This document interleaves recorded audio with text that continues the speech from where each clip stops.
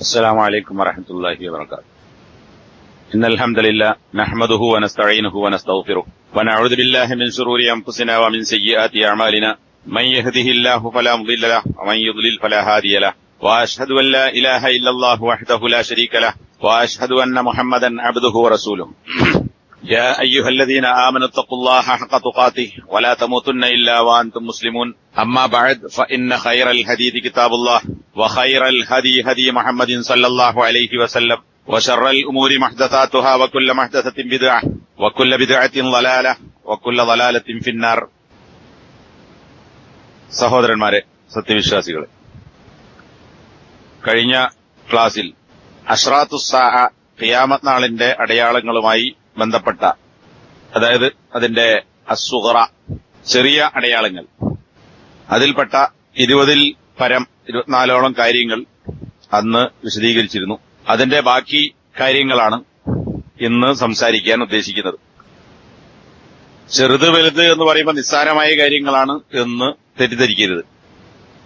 വലിയ പ്രത്യക്ഷമായി കാണാൻ പറ്റുന്ന കാര്യങ്ങളും അതല്ലാത്ത കാര്യങ്ങളുമുണ്ട്. അതിനെയാണ് ചെറുത് വലുത് എന്ന് പണ്ഡിതന്മാർ വേർതിരിച്ചിട്ടുള്ളത്.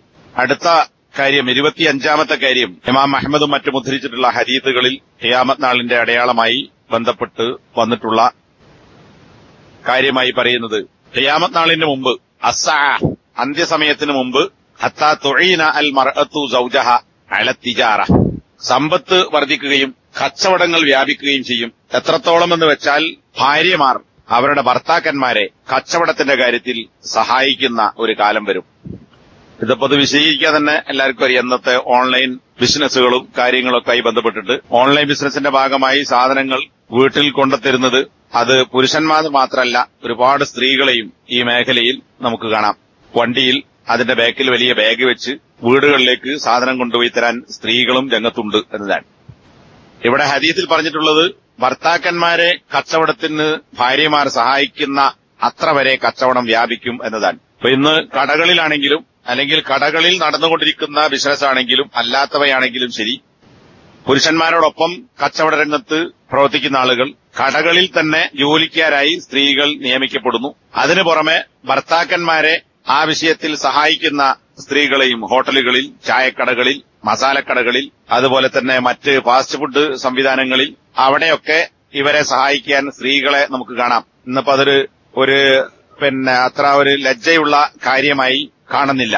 പുരുഷനെ പോലെ തന്നെ സ്ത്രീകളും രംഗത്ത് ഇറങ്ങിയിട്ടുണ്ട്. ഇനി അതിന് പോകാത്ത ആളുകൾ കച്ചവടവുമായി ബന്ധപ്പെട്ട കണക്ക് നോക്കാനും അതിന്റെ അക്കൌണ്ടുമായി ബന്ധപ്പെട്ട കാര്യങ്ങളൊക്കെ കമ്പ്യൂട്ടറിലും അല്ലാതെയുമൊക്കെ ചെയ്തു കൊടുക്കാനും കണക്ക് റെഡിയാക്കാനും സഹായിക്കുന്ന ഓഫീസ് ജോലി ചെയ്യുന്ന ആളുകളും വീട്ടിൽ ജോലി ചെയ്യുന്ന ആളുകളും ഓൺലൈൻ രംഗത്ത് അത്തരം ജോലികളിൽ ഏർപ്പെടുന്നവരുമൊക്കെ സ്ത്രീകളുടെ ഭാഗത്തും എമ്പാടും വർദ്ധിച്ചുകൊണ്ടിരിക്കുകയാണ്. അപ്പൊ ഈ കാര്യമാണ്, കച്ചവടം വർദ്ധിക്കുന്നു എന്നതല്ല, കച്ചവടത്തിൽ പുരുഷന്മാരെ സഹായിക്കാൻ പെണ്ണുങ്ങൾ വരുന്ന കാലം വരും എന്നതാണ്. ഇത് ഇമാം അഹ്മദ് ഉദ്ധരിച്ചതാണ്. ഷെയ്ഖ് അൽബാനി അദ്ദേഹത്തിന്റെ സ്വഹീഹയിൽ ഈ ഹദീസ് ഉദ്ധരിച്ചിട്ടുണ്ട്. ഇതിനോട് ചേർത്ത് സമ്പത്തിനെ സംബന്ധിച്ച് നബി സല്ലല്ലാഹു അലൈഹി വസല്ലമ താക്കീത് ചെയ്ത ചില കാര്യങ്ങൾ ഇമാം ബുഖാരിയും മറ്റും ഉദ്ധരിച്ച ഹദീസുകളിൽ നമുക്ക് കാണാം. നബി സല്ലല്ലാഹു അലൈഹി വസല്ലമയുടെ കാലഘട്ടത്തിൽ അബൂ ഉബൈദ ഇബ്നുൽ ജറാഹ് എന്ന് പറയുന്ന പ്രമുഖനായ സഹാബി, അമീനു ഹാദിഹിൽ ഉമ്മ, ഈ സമൂഹത്തിന്റെ വിശ്വസ്തൻ എന്ന് നബി സല്ലല്ലാഹു അലൈഹി വസല്ലമ പേരിട്ട പ്രമുഖനായ സഹാബിയാണ് അബൂ ഉബൈദത്തുൽ ജറാഹ്. അദ്ദേഹത്തെ നബി സല്ലല്ലാഹു അലൈഹി വസല്ലമ ജിസിയ പിരിക്കാൻ വേണ്ടി, ജിസിയ എന്ന് പറഞ്ഞാൽ ഇസ്ലാമിക രാജ്യത്ത് ജീവിക്കുന്ന മുസ്ലിങ്ങളല്ലാത്ത ആളുകളെ ചില വ്യവസ്ഥക്കനുസരിച്ച് അവിടെ താമസിക്കുന്ന മുസ്ലിങ്ങളല്ലാത്ത ആളുകളിൽ നിന്ന് പിരിക്കുന്ന സംരക്ഷണ നികുതി, അതിനാണ് ജിസിയ എന്ന് പറയുന്നത്. ഇസ്ലാമിക രാജ്യത്ത് ജീവിക്കുന്ന മുസ്ലിങ്ങളല്ലാത്ത ആളുകളുടെ സംരക്ഷണം ആ ഇസ്ലാമിക രാജ്യത്തിന്റെ ചുമതലയാണ്. അപ്പോ അതിനൊരു ജിസിയ, ഒരു സംരക്ഷണ നികുതി അവരിൽ നിന്ന് വാങ്ങും.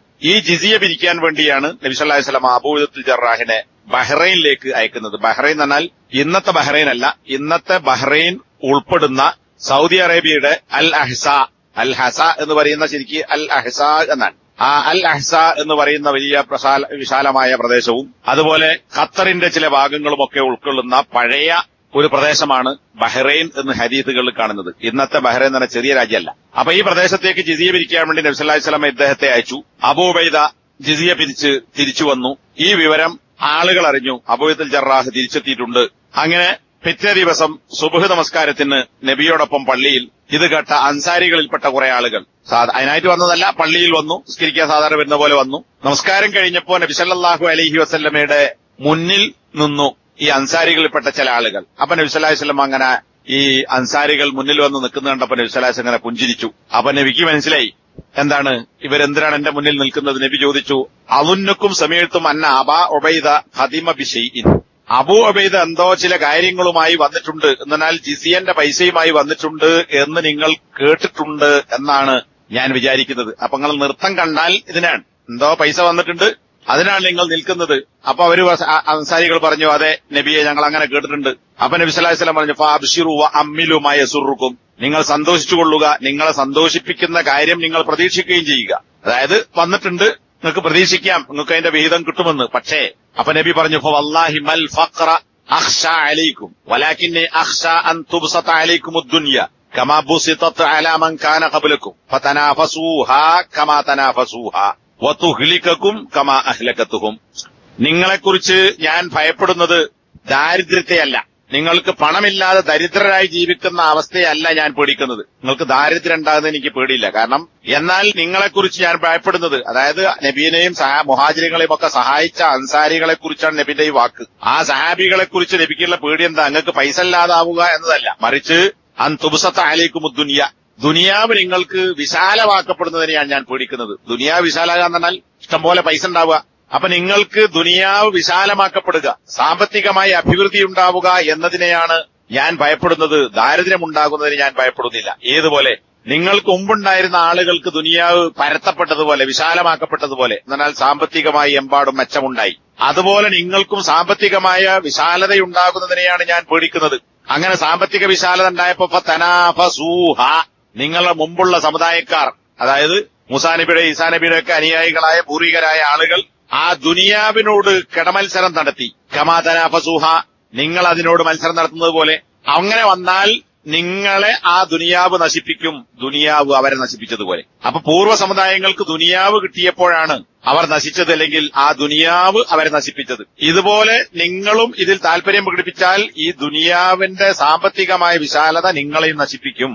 അപ്പൊ പണം ഇല്ലാതിരിക്കുന്നതിനെ അല്ല ഞാൻ പേടിക്കുന്നത്, പണം ഉണ്ടാകുന്നതിനെ ഞാൻ പേടിക്കുന്നത് എന്ന് സഹാബികളെ കുറിച്ചാണ് നബി സല്ലല്ലാഹു അലൈഹി വസല്ലം പറയുന്നത്, സഹാബികളോട്. അപ്പൊ അങ്ങനെയാകുമ്പോ സഹാബികളുടെ അത്രയൊന്നും പരലോകത്തെ പേടിയില്ലാത്ത, ദുനിയാവുമായി ബന്ധപ്പെട്ട് ജീവിക്കുന്ന നമ്മളെ സംബന്ധിച്ചിടത്തോളം നമ്മൾ സമ്പത്തിനെ എത്ര പേടിക്കണം എന്നതാണ് ഇമാം ബുഖാരി ഉദ്ധരിച്ചിട്ടുള്ള ഈ ഹദീസ് നമ്മൾ മനസ്സിലാക്കേണ്ടത്. അപ്പൊ ഞാൻ ഈ ഹദീസ് പറയാൻ കാരണം, സമ്പത്ത് കിട്ടും എന്ന് കണ്ടപ്പോൾ നബിയുടെ മുമ്പിൽ വന്ന അൻസാരികളോട് നബി സല്ലല്ലാഹു അലൈഹി വസല്ലം പറഞ്ഞ ഈ വാചകമാണ്. അപ്പൊ ഇന്ന് ദുനിയാവ് വിശാലമാക്കപ്പെട്ടിരിക്കുന്നു, ദാരിദ്ര്യമുള്ള ആളുകൾ വളരെ വളരെ കുറവാണ്.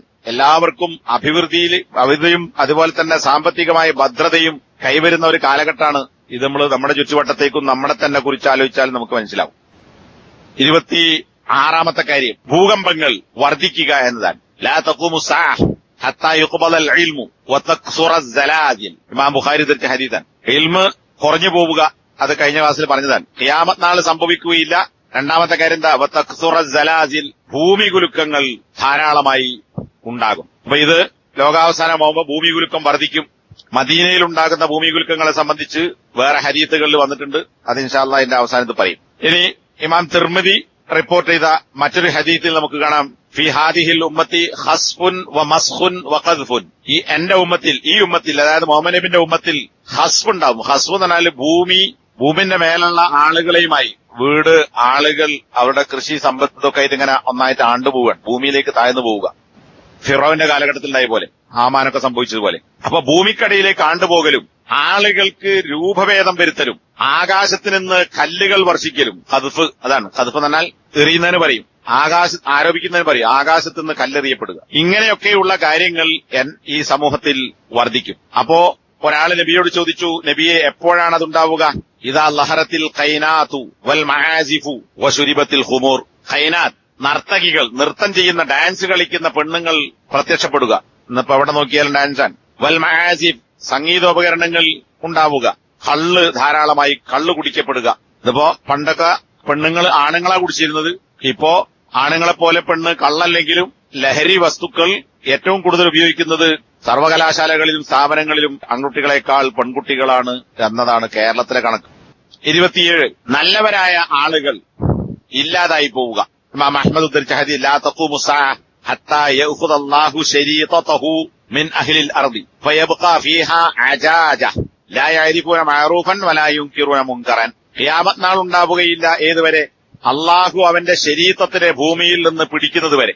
ശരീഅത്ത് എന്ന് പറഞ്ഞാൽ അൽ അഷ്റാഫ്, ശ്രേഷ്ഠന്മാരായ അതുപോലെ തന്നെ അറിവുള്ളവരായ മതബോധമുള്ള ആളുകളെ അള്ളാഹു പിടിച്ചുകൊണ്ടു എന്നാൽ മരിപ്പിക്കും. പിന്നെ ഭൂമിയിൽ ബാക്കിയാകുക അജാജ. അജാജ എന്നാൽ ചണ്ടി, ചവറ്, നീചന്മാർ, നികൃഷ്ടന്മാർ, അതായത് ശ്രേഷ്ഠന്മാരല്ലാത്ത ആളുകൾ ഭൂമിയിൽ ബാക്കിയാവും. അവരടയാളം എന്താ? ലാ യഅരിഫൂന മഅറൂഫൻ, മഅറൂഫ് നല്ല കാര്യം അവർ മനസ്സിലാക്കുകയില്ല. വലാ യുൻകിറൂന മുൻകറൻ, നിഷിദ്ധമായ കാര്യത്തെ എതിർക്കുകയുമില്ല. അപ്പൊ എതിർക്കേണ്ട കാര്യത്തെ എതിർക്കാതിരിക്കുകയും അംഗീകരിക്കുകയും പ്രവർത്തിക്കുകയും ചെയ്യേണ്ട മഅറൂഫായ നല്ല കാര്യങ്ങളെ സ്വീകരിക്കാതിരിക്കുകയും ചെയ്യുന്നവർ, അതാണ് ഈ പറയുന്ന അജാജ അല്ലെങ്കിൽ നീചന്മാരായ ആളുകൾ എന്ന് പറയുന്നത്. അപ്പോ ലോകം പിന്നിടുന്തോറും നന്മ പ്രവർത്തിക്കുന്ന ആളുകൾ കുറയുകയും തിന്മയുടെ ആളുകൾ കൂടിക്കൊണ്ടിരിക്കുകയും ചെയ്യുന്നു എന്നതും കാണാൻ പറ്റുന്ന ഒരു സംഗതിയാണ്. മറ്റൊരു ഹദീദിൽ ഇമാം അഹ്മദിനെ ഉദ്ധരിച്ച മറ്റൊരു ഹദീദ് കാണാം. യഅതി അലന്നാസി സമാനുൻ യുഗർബലൂന ഫീഹി ഗർബല യബ്ഖാ മിൻഹും ഹുസാല ഖദ് മരിജത് ഉഹൂദുഹും വഅമാനതുഹും വഖ്തലഫു ഫകാനു ഹാകദ വശബ്ബക ബൈന അസാബിഹി. നബി സല്ലല്ലാഹു അലൈഹി വസല്ലം പറഞ്ഞു, ഒരു കാലം വരും, ആ കാലഘട്ടത്തിൽ ജനങ്ങളൊക്കെ ഇങ്ങനെ അരിച്ചെടുക്കപ്പെടും. അരിച്ചെടുത്താൽ എന്താ ബാക്കിയാവുക? ചണ്ടിയാണ് ബാക്കിയാകുക, നല്ല താഴോട്ടു അല്ലെ. അപ്പൊ ഈ അരിപ്പയിൽ അരിച്ചെടുക്കപ്പെടും. അതുപോലെ ജനങ്ങൾ അരിച്ചെടുക്കപ്പെടും. നല്ല നല്ല മനുഷ്യന്മാരൊക്കെ തീർന്ന് മരിച്ചു പോകും. പിന്നെ ഈ അരിപ്പയിൽ ബാക്കിയാകുന്നത് ഹൊസാലയാണ്, ചണ്ടിയാണ്. ചണ്ടി എന്ന് പറഞ്ഞാൽ മോള് പറഞ്ഞ അജാജ, നികൃഷ്ടന്മാരായ ആളുകൾ ബാക്കിയാവും. അവർക്കിടയിൽ ഉണ്ടാകുന്ന അവസ്ഥ എന്താണ്? മരിജത്തുഹൂദുഹും, അവർക്കിടയിൽ പരസ്പരമുള്ള കരാറുകൾ, അത്തരം കാര്യങ്ങളൊക്കെ പരസ്പരം കെട്ടിപ്പിണയും, കൂടിക്കലരും. എന്നാൽ നല്ലതും ചീത്തയും പാലിക്കപ്പെടുന്നതും പാലിക്കപ്പെടാത്തതും ഇസ്ലാമികമായതും അല്ലാത്തതും ഇങ്ങനെ എല്ലാം കൂടിക്കലരുന്ന കരാറിൽ ഏർപ്പെട്ട ആളുകളായിരിക്കും. അമാനാത്തുഹും, അതുപോലെ തന്നെ അവരുടെ അമാനത്തുകളും പരസ്പരം കെട്ടിപ്പിണയും. അങ്ങനെ ആളുകൾ അഭിപ്രായ വ്യത്യാസത്തിലാകും. ഏതുപോലെ നബി സല്ലല്ലാഹു അലൈഹി വസല്ലം 2 കൈയും ഇങ്ങനെ കോർത്ത് പിടിച്ചിട്ട് കാണിച്ചിട്ട് ഇതുപോലെ കെട്ടിപ്പിണഞ്ഞ് പരസ്പരം ഭിന്നതയിലാകുന്ന ഒരു കാലം വരും. അപ്പൊ സഹാബികൾ ചോദിച്ചു, അല്ലയോ നബിയെ, ഈ അവസ്ഥയിൽ നിന്ന് രക്ഷപ്പെടാനുള്ള വഴി എന്താണ്? അപ്പൊ നബി പറഞ്ഞു, നിങ്ങൾ മനസ്സിലാക്കുന്ന കാര്യങ്ങൾ, നല്ല കാര്യങ്ങൾ നിങ്ങൾ സ്വീകരിക്കുകയും ചീത്ത കാര്യങ്ങളെ നിങ്ങൾ ഉപേക്ഷിക്കുകയും ചെയ്യുക. മുൻകറിനെ, അതായത് നേരത്തെ പറഞ്ഞ മുൻകറിനെ നിഷേധിക്കാതിരിക്കുക എന്ന അവസ്ഥയല്ല, മുൻകറിനെ നിങ്ങൾ എതിർക്കുക, മഅറൂഫിനെ സ്വീകരിക്കുക. ആ ഒരു അവസ്ഥയിലേക്ക് നിങ്ങൾ പോകണം എന്നാണ് നബി സല്ലല്ലാഹു അലൈഹി വസല്ലമ ഇതിന് പരിഹാരമായി പറഞ്ഞ കാര്യങ്ങളുടെ കൂട്ടത്തിൽ ചില കാര്യങ്ങളായി കാണാൻ സാധിക്കുന്നത്.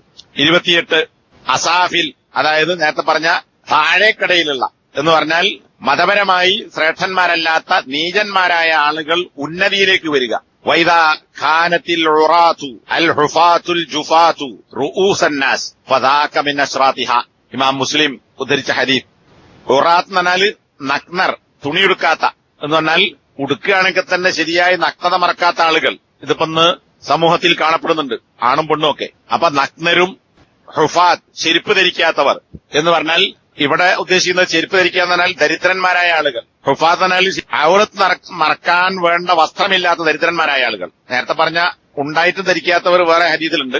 ഇവിടെ ഉദ്ദേശിക്കുന്നത് ഔറത്ത് മറക്കാത്തവർ എന്ന് പറഞ്ഞാൽ മറക്കാൻ മാത്രം വസ്ത്രമില്ലാത്തവർ, ദരിദ്രന്മാരായവർ, ചെരുപ്പ് ധരിക്കാൻ പൈസ ഇല്ലാത്തവർ, അങ്ങനെ ചെരുപ്പ് ധരിക്കാത്തവർ. അൽ ജുഫാത്ത്, ജാഫി ജുഫാത്ത് എന്ന് പറഞ്ഞാൽ പരുഷ സ്വഭാവക്കാരായ എന്ന് പറഞ്ഞാൽ ഗ്രാമീണരായ അപരിഷ്കൃതരായ ആളുകൾ. ഇങ്ങനെയുള്ള ആളുകൾ ആയിത്തീരും റൂസന്നാസ്, ജനങ്ങളുടെ നേതാക്കന്മാരായി മാറും. ഫദാക മിൻ അശ്റാതിഹ, അങ്ങനെ ഒരു കാലം വന്നാൽ അത് ഖിയാമത്ത് നാളിന്റെ അടയാളങ്ങളിൽപ്പെട്ടതാകുന്നു എന്ന് പറഞ്ഞാൽ നമ്മുടെയൊക്കെ നാട്ടിലും ചുറ്റുവട്ടത്തും നമ്മുടെ കുടുംബത്തിലും ഒക്കെ അന്വേഷിച്ച് നമുക്ക് നോക്കിയാൽ നമുക്ക് മനസ്സിലാവും. ഒരു കാലത്ത് ചെറിയ വീടുകളിൽ, പിന്നെ കുടില്, ചാപ്പ എന്നൊക്കെ പറയുന്ന ചെറിയ വീടുകളിൽ ഓലമേഞ്ഞതോ ഓലമേയാത്തതോ സീറ്റ് വലിച്ചു കിട്ടിയതോ കട്ട കൊണ്ട് നിർമ്മിച്ചതോ ഒക്കെയായ വീടുകളിൽ ഒരു ചെരുപ്പ് പോലും മര്യാദയ്ക്കില്ലാത്ത, ഔറത്ത് മറക്കാൻ തുണിയില്ലാത്ത ആളുകൾ ഒരു സുപ്രഭാതത്തിൽ വലിയ പണക്കാരും ധനികന്മാരും വീടുണ്ടാക്കുന്നവരും നേതാക്കന്മാരുമായി, ജനങ്ങളിൽ നേതാക്കന്മാരുമായി മാറുന്ന കാലം ഇത് ഖിയാമത്ത് നാളിന്റെ അടയാളാണ്. ഇതിപ്പോ നടന്നുകൊണ്ടിരിക്കുന്ന സംഗതിയാണ്. ഇമാം ബുഖാരിയുടെ മറ്റൊരു റിപ്പോർട്ട് കാണാം. ഇദാ ഉസ്നിദൽ അംറു ഇലാ ഗൈരി അഹ്ലിഹി ഫന്തളിരി സഅ. ഒരു കാര്യം ഏൽപ്പിക്കേണ്ട ആളിലേക്കല്ലാതെ കാര്യം ഏൽപ്പിക്കപ്പെട്ടാൽ, എന്നാൽ അർഹരല്ലാത്ത ആളുകൾക്ക് ഭരണം, നേതൃത്വം തുടങ്ങിയ കാര്യങ്ങൾ ഏൽപ്പിക്കപ്പെട്ടത് കണ്ടാൽ ഫന്തളിരി സഅ, ഖിയാമത്ത് നാളിനെ നീ പ്രതീക്ഷിച്ചുകൊള്ളുക, ഖിയാമത്ത് നാൾ അടുക്കാനായി എന്നതിന്റെ അടയാളമാണത് എന്ന് നബി സല്ലല്ലാഹു അലൈഹി വസല്ലമ പറഞ്ഞു. ഇനി ഇമാം അഹ്മദ് ഉദ്ധരിച്ച മറ്റൊരു ഹദീസിൽ ഇന്ന അമാമദ് ദജ്ജാലി സിനീന ഖദ്ദാ, ദജ്ജാൽ വരുന്നതിന്റെ മുമ്പ് ചില വഞ്ചന കാണിക്കുന്ന വർഷങ്ങൾ വരാനുണ്ട്. ദജ്ജാലിന് മുമ്പുണ്ടാകുന്ന ചില കാലം. യുക്കദ്ദബു ഫീഹാ അസ്വാദിഖ്, സത്യസന്ധന്മാരായ ആളുകൾ, സിദ്ഖ് പറയുന്ന ആളുകൾ കള്ളന്മാരായി ചിത്രീകരിക്കപ്പെടും. സത്യം പറയുന്നവനെ കള്ളനാക്കും. വയുസദ്ദഖു ഫീഹൽ കാദിബ്, കളവ് പറയുന്നവനെ സത്യസന്ധനായി ഗണിക്കും. നേരെ ഉൾട്ടയാവുന്നർത്ഥം. വയുഹവ്വനു ഫീഹൽ അമീൻ, വിശ്വസ്തൻ വഞ്ചകനായി ചിത്രീകരിക്കപ്പെടും. വയുഅ്തമനു ഫീഹൽ ഖായിൻ, വഞ്ചകൻ വിശ്വസ്തനായി ഗണിക്കപ്പെടും. ഇന്നിപ്പോ രാഷ്ട്രീയത്തിലും പൊതുരംഗത്തും മറ്റ് സ്ഥലങ്ങളിലൊക്കെ നോക്കിയാൽ ഈ പറഞ്ഞതൊക്കെ കളവ് പറയുന്നവൻ സത്യവാനും സത്യവാൻ കള്ളനും വിശ്വസ്തൻ വഞ്ചകനും വഞ്ചകൻ വിശ്വസ്തനുമായി ഗണിക്കപ്പെടുന്ന കാലമാണ്. വയതകല്ലമു ഫീഹാ അർ-റുവൈബിള, റുവൈബിള അവരിൽ സംസാരിക്കും. അപ്പോ നബിയോട് ചോദിച്ചു, എന്താ നബിയെ റുവൈബിള?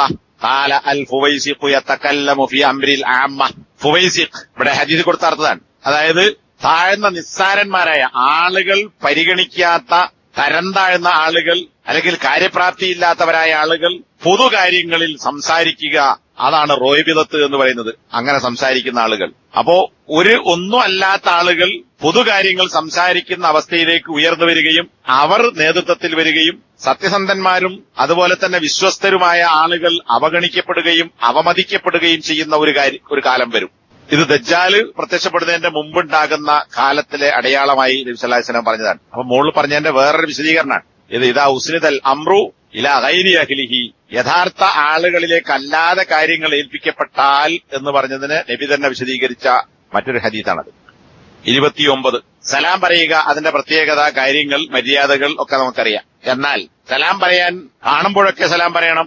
ഒരു മരത്തിന്റെ ബാക്കിന്ന് പിന്നെയും കണ്ട, ഇവിടെ കണ്ടാൽ ഒരു തൂണിന്റെ അല്ലെങ്കിൽ നബി പറഞ്ഞ മരമാണ്, മരത്തിന്റെ അപ്പുറത്തുനിന്ന് പിന്നെ കണ്ടാൽ വീണ്ടും സലാം പറയണമെന്നാണ്. അപ്പൊ കണ്ടവരെ അപ്പുറത്തുനിന്ന് പിന്നെയും കണ്ടാൽ വീണ്ടും സലാം പറയണം. അത്രത്തോളം സലാം വ്യാപിപ്പിക്കണം എന്ന് മുസ്ലിംകൾക്കിടയിൽ നബി സല്ലല്ലാഹു അലൈഹി വസല്ലം പഠിപ്പിച്ച മര്യാദയാണ്. എന്നാൽ ഇന്ന മിൻ അശ്റാത്തി സ്സാഅ ഇദാ കാനത്തി തഹിയ്യത്തു അലൽ മഅരിഫ, ഖിയാമത്ത് നാളിന്റെ അടയാളാണ് സലാം പറയുക എന്നുള്ളത്. തഹിയ്യത്ത് അഭിവാദ്യം ചെയ്യുക, സലാം പറയുക എന്നുള്ളത് അലൽ മഅരിഫത്തി, അറിവിന്റെ അടിസ്ഥാനത്തിലാവും, പരിചയത്തിന്റെ അടിസ്ഥാനത്തിലാവും. എന്ന് പറഞ്ഞാൽ അറിയുന്നവരോട് മാത്രം സലാം പറയാം. മുസ്ലിമാണെന്നറിയാം, പക്ഷേ മുസ്ലിമായ ആളുകളോട് തന്നെ സലാം പറയില്ല, പരിചയമുള്ളവരോടെ പറയുള്ളൂ. ഇനി പരിചയമുള്ളവരോട് പറയില്ല.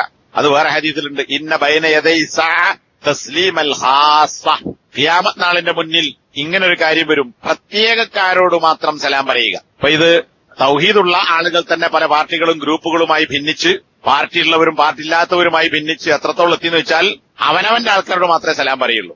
നമ്മളാള് എന്ന് പറയുന്ന ആളുകൾ, നമ്മളാളല്ല എന്ന് പറയുന്ന ആളുകളോട് സലാം പറയില്ല. ഓൻ മുഅ്മിനാണോ, തൗഹീദുണ്ടോ, സുന്നത്തുള്ളവനാണോ എന്നൊന്നും നോക്കൂല.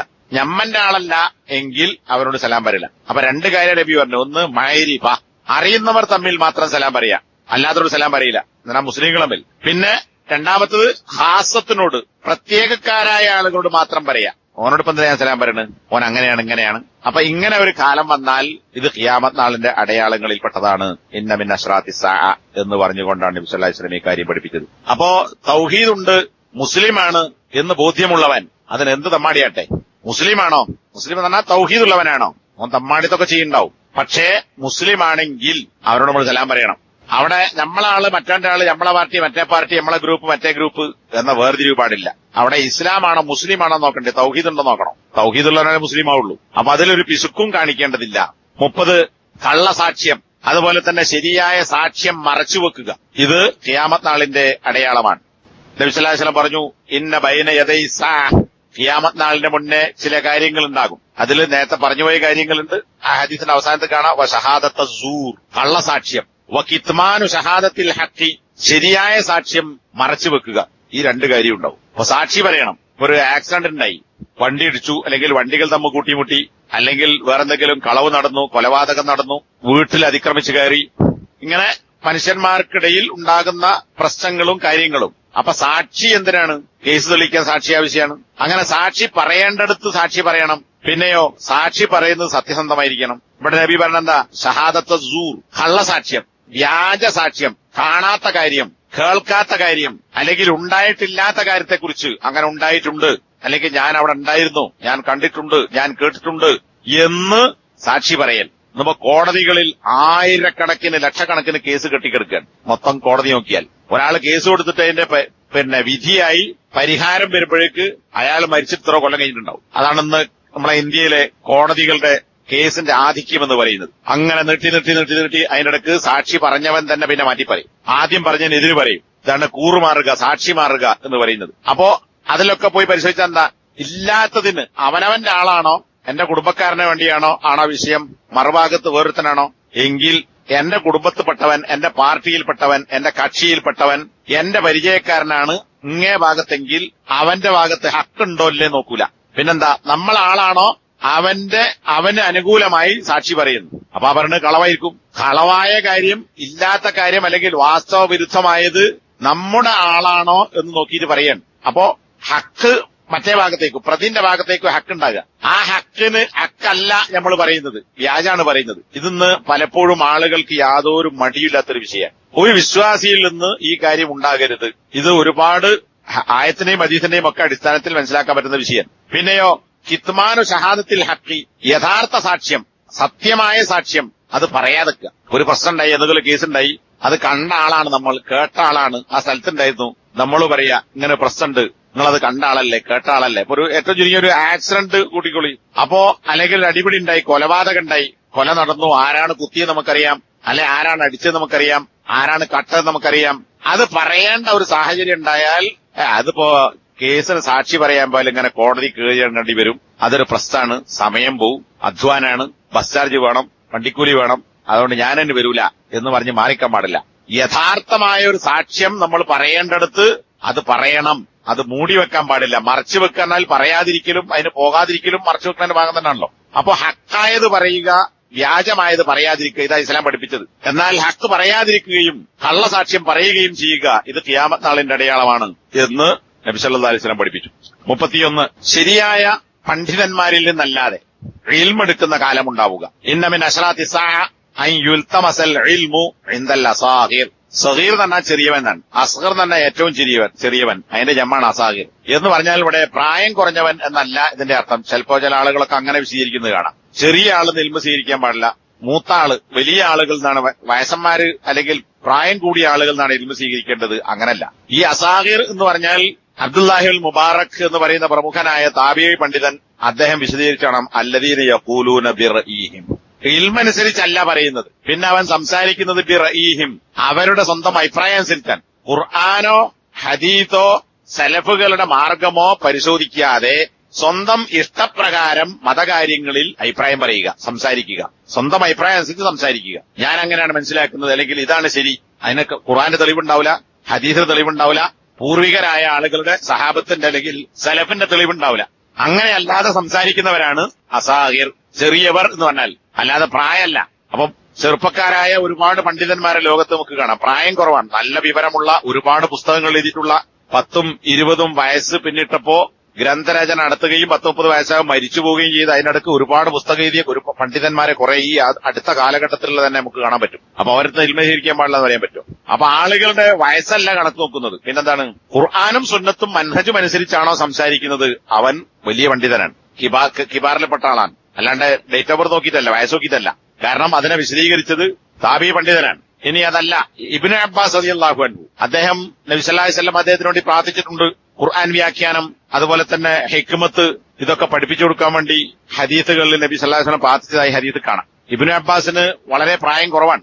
ഉമർ ഖത്താബ് റളിയല്ലാഹുവിന്റെ കാലഘട്ടത്തിൽ പ്രമുഖരായ സഹാബികളോടൊപ്പം കൂടിയാലോചനയുമായി ബന്ധപ്പെട്ട വിഷയങ്ങളിൽ അല്ലെങ്കിൽ അഭിപ്രായം തേടുന്ന വിഷയങ്ങളിൽ തലമുതിർന്ന മുഹാജിറുകളും അൻസാറുകളുമായ സഹാബികളോടൊപ്പം ഇബ്നു അബ്ബാസിനെ നബി സല്ലല്ലാഹു അലൈഹി വസല്ലം പങ്കെടുപ്പിക്കാറുണ്ടായിരുന്നു ആ സദസ്സിൽ. അപ്പോ പ്രമുഖരായ സഹാബികൾ ചോദിച്ചു ഉമർ ഖത്താബിനോട്, എന്താണ് ഇബ്നു അബ്ബാസ് റളിയല്ലാഹുവിനെ വിളിക്കുന്നത് പോലെ ഞങ്ങളെ മക്കൾ നിങ്ങൾ വിളിക്കാത്തത്? ഇയാൾ ചെറുപ്പക്കാരനാണല്ലോ, ചെറുപ്പക്കാരനാണ്, ഞങ്ങളൊക്കെ മൂത്ത ആൾക്കാരാണ്, ഇബ്നു അബ്ബാസിനെ വിളിക്കുകയാണെങ്കിൽ ഞങ്ങളെയും വിളിക്കണ്ടേ, ഞങ്ങളെ മക്കളെയും വിളിക്കണ്ടേ എന്നാണ് ചോദ്യം. ഒരു സദസ്സിലേക്ക് ഇബ്നു അബ്ബാസിനെ വിളിച്ചു വരുത്തി ഉമർ ഖത്താബ് റളിയല്ലാഹു അൻഹു ഒരു ചോദ്യം ചോദിച്ചു. എന്താണ്? ഇദാ ജാ റസൂലുള്ളാഹി വൽ ഫതഹ് എന്ന് പറയുന്ന സൂറത്ത് ഉമർ ഖത്താബ് ഓതി. ആകെ 2 വരിയുള്ളൂ. ആ ആയത്ത് ഓതിയിട്ട് എന്താണ് ഇതിനെക്കുറിച്ച് നിങ്ങൾ അഭിപ്രായം എന്ന് ചോദിച്ചു. അപ്പൊ ചില ആളുകൾ പറഞ്ഞു അതിന്റെ തന്നെ കാര്യമാണ്, വേറെ ചില ആൾക്കാരും ഉണ്ടാകുന്നു. ഇബ്നു അബ്ബാസിനോട് ഉമർ ഖത്താബ് ചോദിച്ചു, എന്താണ് നിന്റെ അഭിപ്രായം? അപ്പോ ഇബ്നു അബ്ബാസ് റളിയല്ലാഹു പറഞ്ഞു, ഇത് നബി സല്ലല്ലാഹു അലൈഹി വസല്ലമ അവധിയെ സംബന്ധിച്ച്, നബിന്റെ മരണത്തെ സൂചിപ്പിക്കുന്നതാണ്. അത് തന്നെയാണ് ഞാൻ മനസ്സിലാക്കുന്നത് എന്ന് ഉമർ ഖത്താബ് പറഞ്ഞു. അപ്പൊ ഇവിടെ ആരാ? ഇബ്നു അബ്ബാസ് വളരെ ചെറിയ പ്രായം കുറഞ്ഞ ആളാണ്. അപ്പൊ പ്രായക്കുറവല്ല പരിഗണിക്കേണ്ടത്, ഇൽമാണ് നോക്കേണ്ടതാണ്. അടുത്തത് 32. രണ്ട് കാര്യങ്ങൾ നബി സല്ലല്ലാഹു അലൈഹി വസല്ലമ ഒരു ഹദീസിൽ, ഇത് പലപ്പോഴും കേൾക്കാൻ സാധ്യതയുള്ള ഒരു ഹദീസാണ്, ഇമാം മുസ്ലിം റിവായത്ത് ചെയ്തത്. അതിൽ പറയുന്ന ആദ്യത്തെ കാര്യം, രണ്ട് വിഭാഗം ആളുകൾ പ്രത്യക്ഷപ്പെടും. അവരെ രണ്ടു കൂട്ടരെയും ഞാൻ കണ്ടിട്ടില്ല, അതായത് നബിന്റെ കാലഘട്ടത്തിലില്ല. അതിലൊന്ന് ഖൗമുൻ മഅഹും സിയാത്തുൻ കഅദ്നാബിൽ ബഖർ യദ്രിബൂന നാസ ബിഹാ. ഒരു വിഭാഗം ആളുകൾ വരും, അതായത് ഒരു ഭരണവർഗത്തെക്കുറിച്ചാണ് പറയുന്നത്. അവരുടെ കയ്യിൽ ചാട്ടവാറുണ്ടാകും. ഈ ചാട്ടവാറ് കൊണ്ട് അവർ ജനങ്ങളെ അടിച്ചുകൊണ്ടിരിക്കും. ഏതുപോലെ?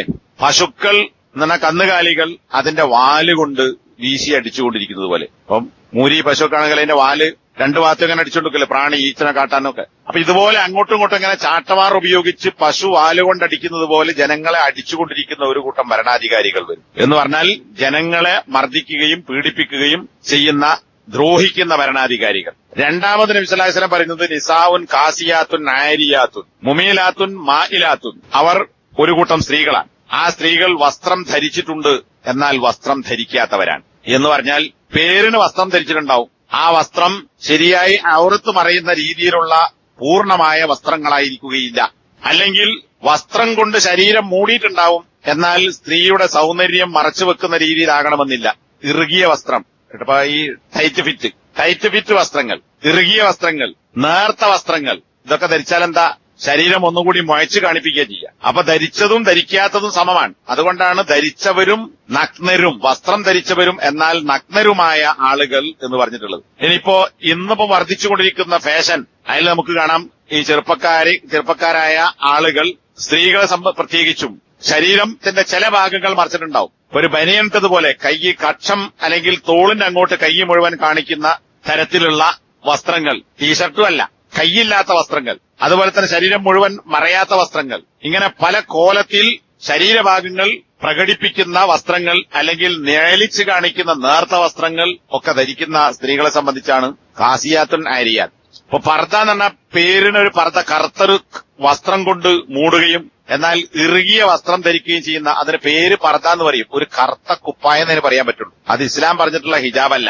മറിച്ച് ആ കറുത്ത ഒരു കോട്ട് ധരിച്ചതിനപ്പുറം തലയോ കഴുത്തോ മുടിയോ ചെവിയോ മറക്കാത്ത ഒരു ഷാള് ചുറ്റിയ മാപ്പിള പെണ്ണുങ്ങളെ, മുസ്ലിം പെണ്ണുങ്ങളെ കാണാം. ഇതൊക്കെ ഈ പറഞ്ഞ കാസിയാത്തുൻ നാരിയാത്തുൻ. വസ്ത്രം ധരിച്ചിട്ടുണ്ടോ എന്ന് വെച്ചാൽ ഉണ്ട്, എന്നാൽ നഗ്നരാണെന്ന് വെച്ചാൽ അങ്ങനെ, ആ രീതിയിലുള്ള ആളുകളാണ്. പിന്നെ ചായുകയും ചായിപ്പിക്കുകയും ചെയ്യുന്നവർ എന്ന് പറഞ്ഞാൽ ആകർഷിക്കുന്നവരും മറ്റുള്ളവരെ ആകർഷിപ്പിക്കുന്നവരുമായ സ്ത്രീകൾ. ഇതിനൊക്കെ പല അർത്ഥങ്ങളും വിശദീകരണങ്ങളും പണ്ഡിതന്മാർ കൊടുത്ത് കാണാൻ സാധിക്കും. എന്താണ് ഈ ചായുക, ചായിപ്പിക്കുക എന്ന് പറഞ്ഞാൽ അത് നൽകിയിട്ടുള്ള അർത്ഥങ്ങളിൽ ചിലത് അള്ളാഹുവിനെ അനുസരിച്ച് ജീവിക്കുക എന്ന മാർഗത്തിൽ നിന്ന് ചാഞ്ഞവർ, എന്ന് പറഞ്ഞാൽ അള്ളാഹുവിനെ അനുസരിക്കുന്നതിൽ നിന്ന് തെറ്റിയവർ, വ്യതിചലിച്ചവർ.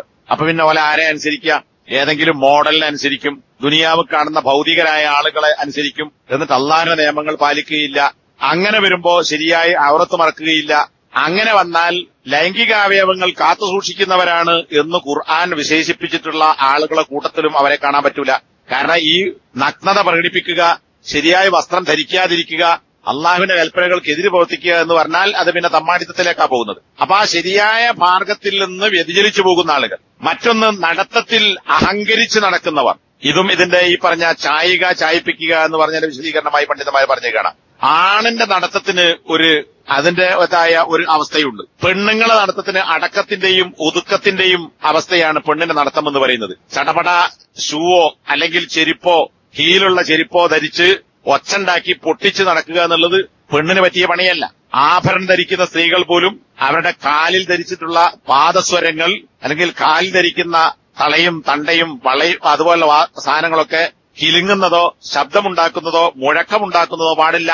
ഇതൊക്കെ ഹദീസ് പറഞ്ഞാൽ. അപ്പൊ അങ്ങനെ അഹങ്കാരത്തിന്റെ നടത്തം നടക്കുന്ന ആളുകൾ ഇന്നത്തെ പല സ്ത്രീകളെയും ഇസ്ലാമിക രാജ്യങ്ങളിലൂടെ സഞ്ചരിച്ചാൽ പോലും ഇതൊക്കെ ഇസ്ലാമിക രാജ്യം തന്നെയാണോ എന്ന് തോന്നിപ്പോകും. ഇസ്ലാമിക രാജ്യം എന്നാൽ മുസ്ലിം രാജ്യങ്ങൾ, അറബ് രാജ്യങ്ങൾ. കാരണം ആ കോലത്തിൽ നടക്കുന്ന ആളുകളെ നമുക്ക് കാണാം. ഇത് ഒരു പെണ്ണിന്റെ രീതിയിലല്ല, ആണിനേക്കാൾ വലിയ ഗർവോടുകൂടി നടക്കുന്ന സ്ത്രീകളെ വ്യാപകമായി കാണാൻ പറ്റും. അതുപോലെ തന്നെ പുരുഷന്മാരിലേക്ക് ചായുകയും പുരുഷന്മാരെ ആകർഷിപ്പിക്കുകയും ചെയ്യുന്നത്. ഇതൊക്കെ ഈ പറയുന്ന മായിലാത്ത് മുമീലാത്ത് എന്നതിന് പണ്ഡിതന്മാർ നൽകിയിട്ടുള്ള അർത്ഥങ്ങളാണ്. ഇനി നബിന്റെ ഹദീസ് തന്നെ അത് വിശദീകരിച്ചിട്ടുണ്ട്. റൂസുഹുന്ന കഅസ്നിമത്തിൽ ബുഖ്തി അൽ മാഇല. ഇത്തരം സ്ത്രീകളുടെ തല കണ്ടാൽ ഏതുപോലെ ഉണ്ടാവും? ബുഖ്ത് എന്ന് പറയുന്നത് അറബി വാക്കല്ല, ഖുറാസാൻ എന്ന് പറയുന്നത് ഇറാന്റെ ഭാഗം. ഖുറാസാനിലെ പ്രത്യേകമായ കഴുത്ത് നീണ്ട ഒട്ടകം, ആ ഒട്ടകങ്ങളുടെ നീണ്ട കഴുത്തുള്ള ഖുറാസാനി ഒട്ടകങ്ങളുടെ പൂഞ്ഞകൾ ചായുന്നത് പോലെ അവരുടെ തലകൾ ചാഞ്ഞുകൊണ്ടിരിക്കുന്നു, ചായുകയും ചെരിയുകയും ചെയ്യുന്നതാണ് എന്ന് പറഞ്ഞാൽ ഒട്ടകത്തിന്റെ രണ്ട് കൈയിന്റെയും മേൽഭാഗത്തുണ്ടാകുന്ന മാംസകഷ്ണം, അതാണ് കൊഴുപ്പാണ് ഈ പൂഞ്ഞ എന്ന് വരുന്ന സാധനം. ഇത് നടക്കുമ്പോ അങ്ങോട്ടും ഇങ്ങോട്ടും ചെരിയും, കൈ വെക്കുന്നതനുസരിച്ച് ഇടത്തോട്ടും വലത്തോട്ടും ചെരിയും. ഇതുപോലെ തലകുലുക്കി നടക്കുന്ന സ്ത്രീകൾ. ഇനി ആ കൂട്ടത്തിൽ പണ്ഡിതന്മാർ അതിനെ വിശേഷിപ്പിച്ചത് കാണാം. മുടി, മുസ്ലിം സ്ത്രീകളുടെ മുടി എന്ന് പറയുന്നത് 3 ഇതളാക്കി ബാക്കോട്ട് മടഞ്ഞിടുക വേണ്ടത്. ജീവിച്ചിരിക്കുമ്പോഴും മരിച്ചാൽ പെണ്ണിന്റെ മുടിയും എന്ത് ചെയ്യണം? 3 ഇതളാക്കിയിട്ട് മുടഞ്ഞിടണമെന്നാണ്, ബാക്കോട്ട് തൂക്കിയിടണമെന്നാണ്. ഇതാണ് മുസ്ലിം സ്ത്രീകളുടെ മുടിയുടെ മര്യാദയായി ഇസ്ലാം പഠിപ്പിച്ചിട്ടുള്ളത്. എന്നാൽ മുടി ചുരുട്ടി ഇങ്ങനെ മുടിന്റെ ഈ കഴുത്തിൽ ഇങ്ങനെ പിടിച്ചിട്ട് ബാക്കി ഭാഗം മുടി നീളത്തിൽ ചുരുട്ടി ഒരു ഉണ്ടയാക്കി പെരടിയിൽ കെട്ടിവെക്കുക, അല്ലെങ്കിൽ മൂർധാവിൽ കെട്ടിവെക്കുക. അങ്ങനെ മുടി പൊക്കി ഉയർത്തി ചുരുട്ടി കെട്ടി തല ഒരു ഇടുപ്പ് പോലെ ആക്കി വെച്ച് നടക്കുന്നവരും ഈ പറയുന്ന ഒട്ടകത്തിന്റെ പൂഞ്ഞ പോലെ തലയുള്ള സ്ത്രീകൾ എന്ന് പറഞ്ഞതിന്റെ വിശദീകരണമായി പണ്ഡിതന്മാർ പറഞ്ഞിട്ടുണ്ട്. ഇതൊക്കെ ഒന്ന് കാണാൻ പറ്റും. വേറെങ്ങോട്ടും പോണ്ട. നമ്മുടെയൊക്കെ തന്നെ വീടുകളിൽ ഉള്ള അല്ലെങ്കിൽ മുസ്ലിങ്ങളായ ആളുകളുടെ വീട്ടിലുള്ള പെണ്ണുങ്ങൾ, അവർ വീട്ടിലാകട്ടെ വീടിന് പുറത്താകട്ടെ മറ്റുള്ളവരുടെ പോകുമ്പോഴാകട്ടെ ഈ പറയുന്ന വസ്ത്രങ്ങളും ഈ പറയുന്ന വേഷങ്ങളും ഈ പറയുന്ന മുടിക്കെട്ടുകളുമായി പോകുന്നവരാണ്. ലാ യദ്ഖുലുൽ ജന്ന, ഇങ്ങനെയുള്ള ആളുകൾ സ്വർഗത്തിൽ പോവുകയില്ല.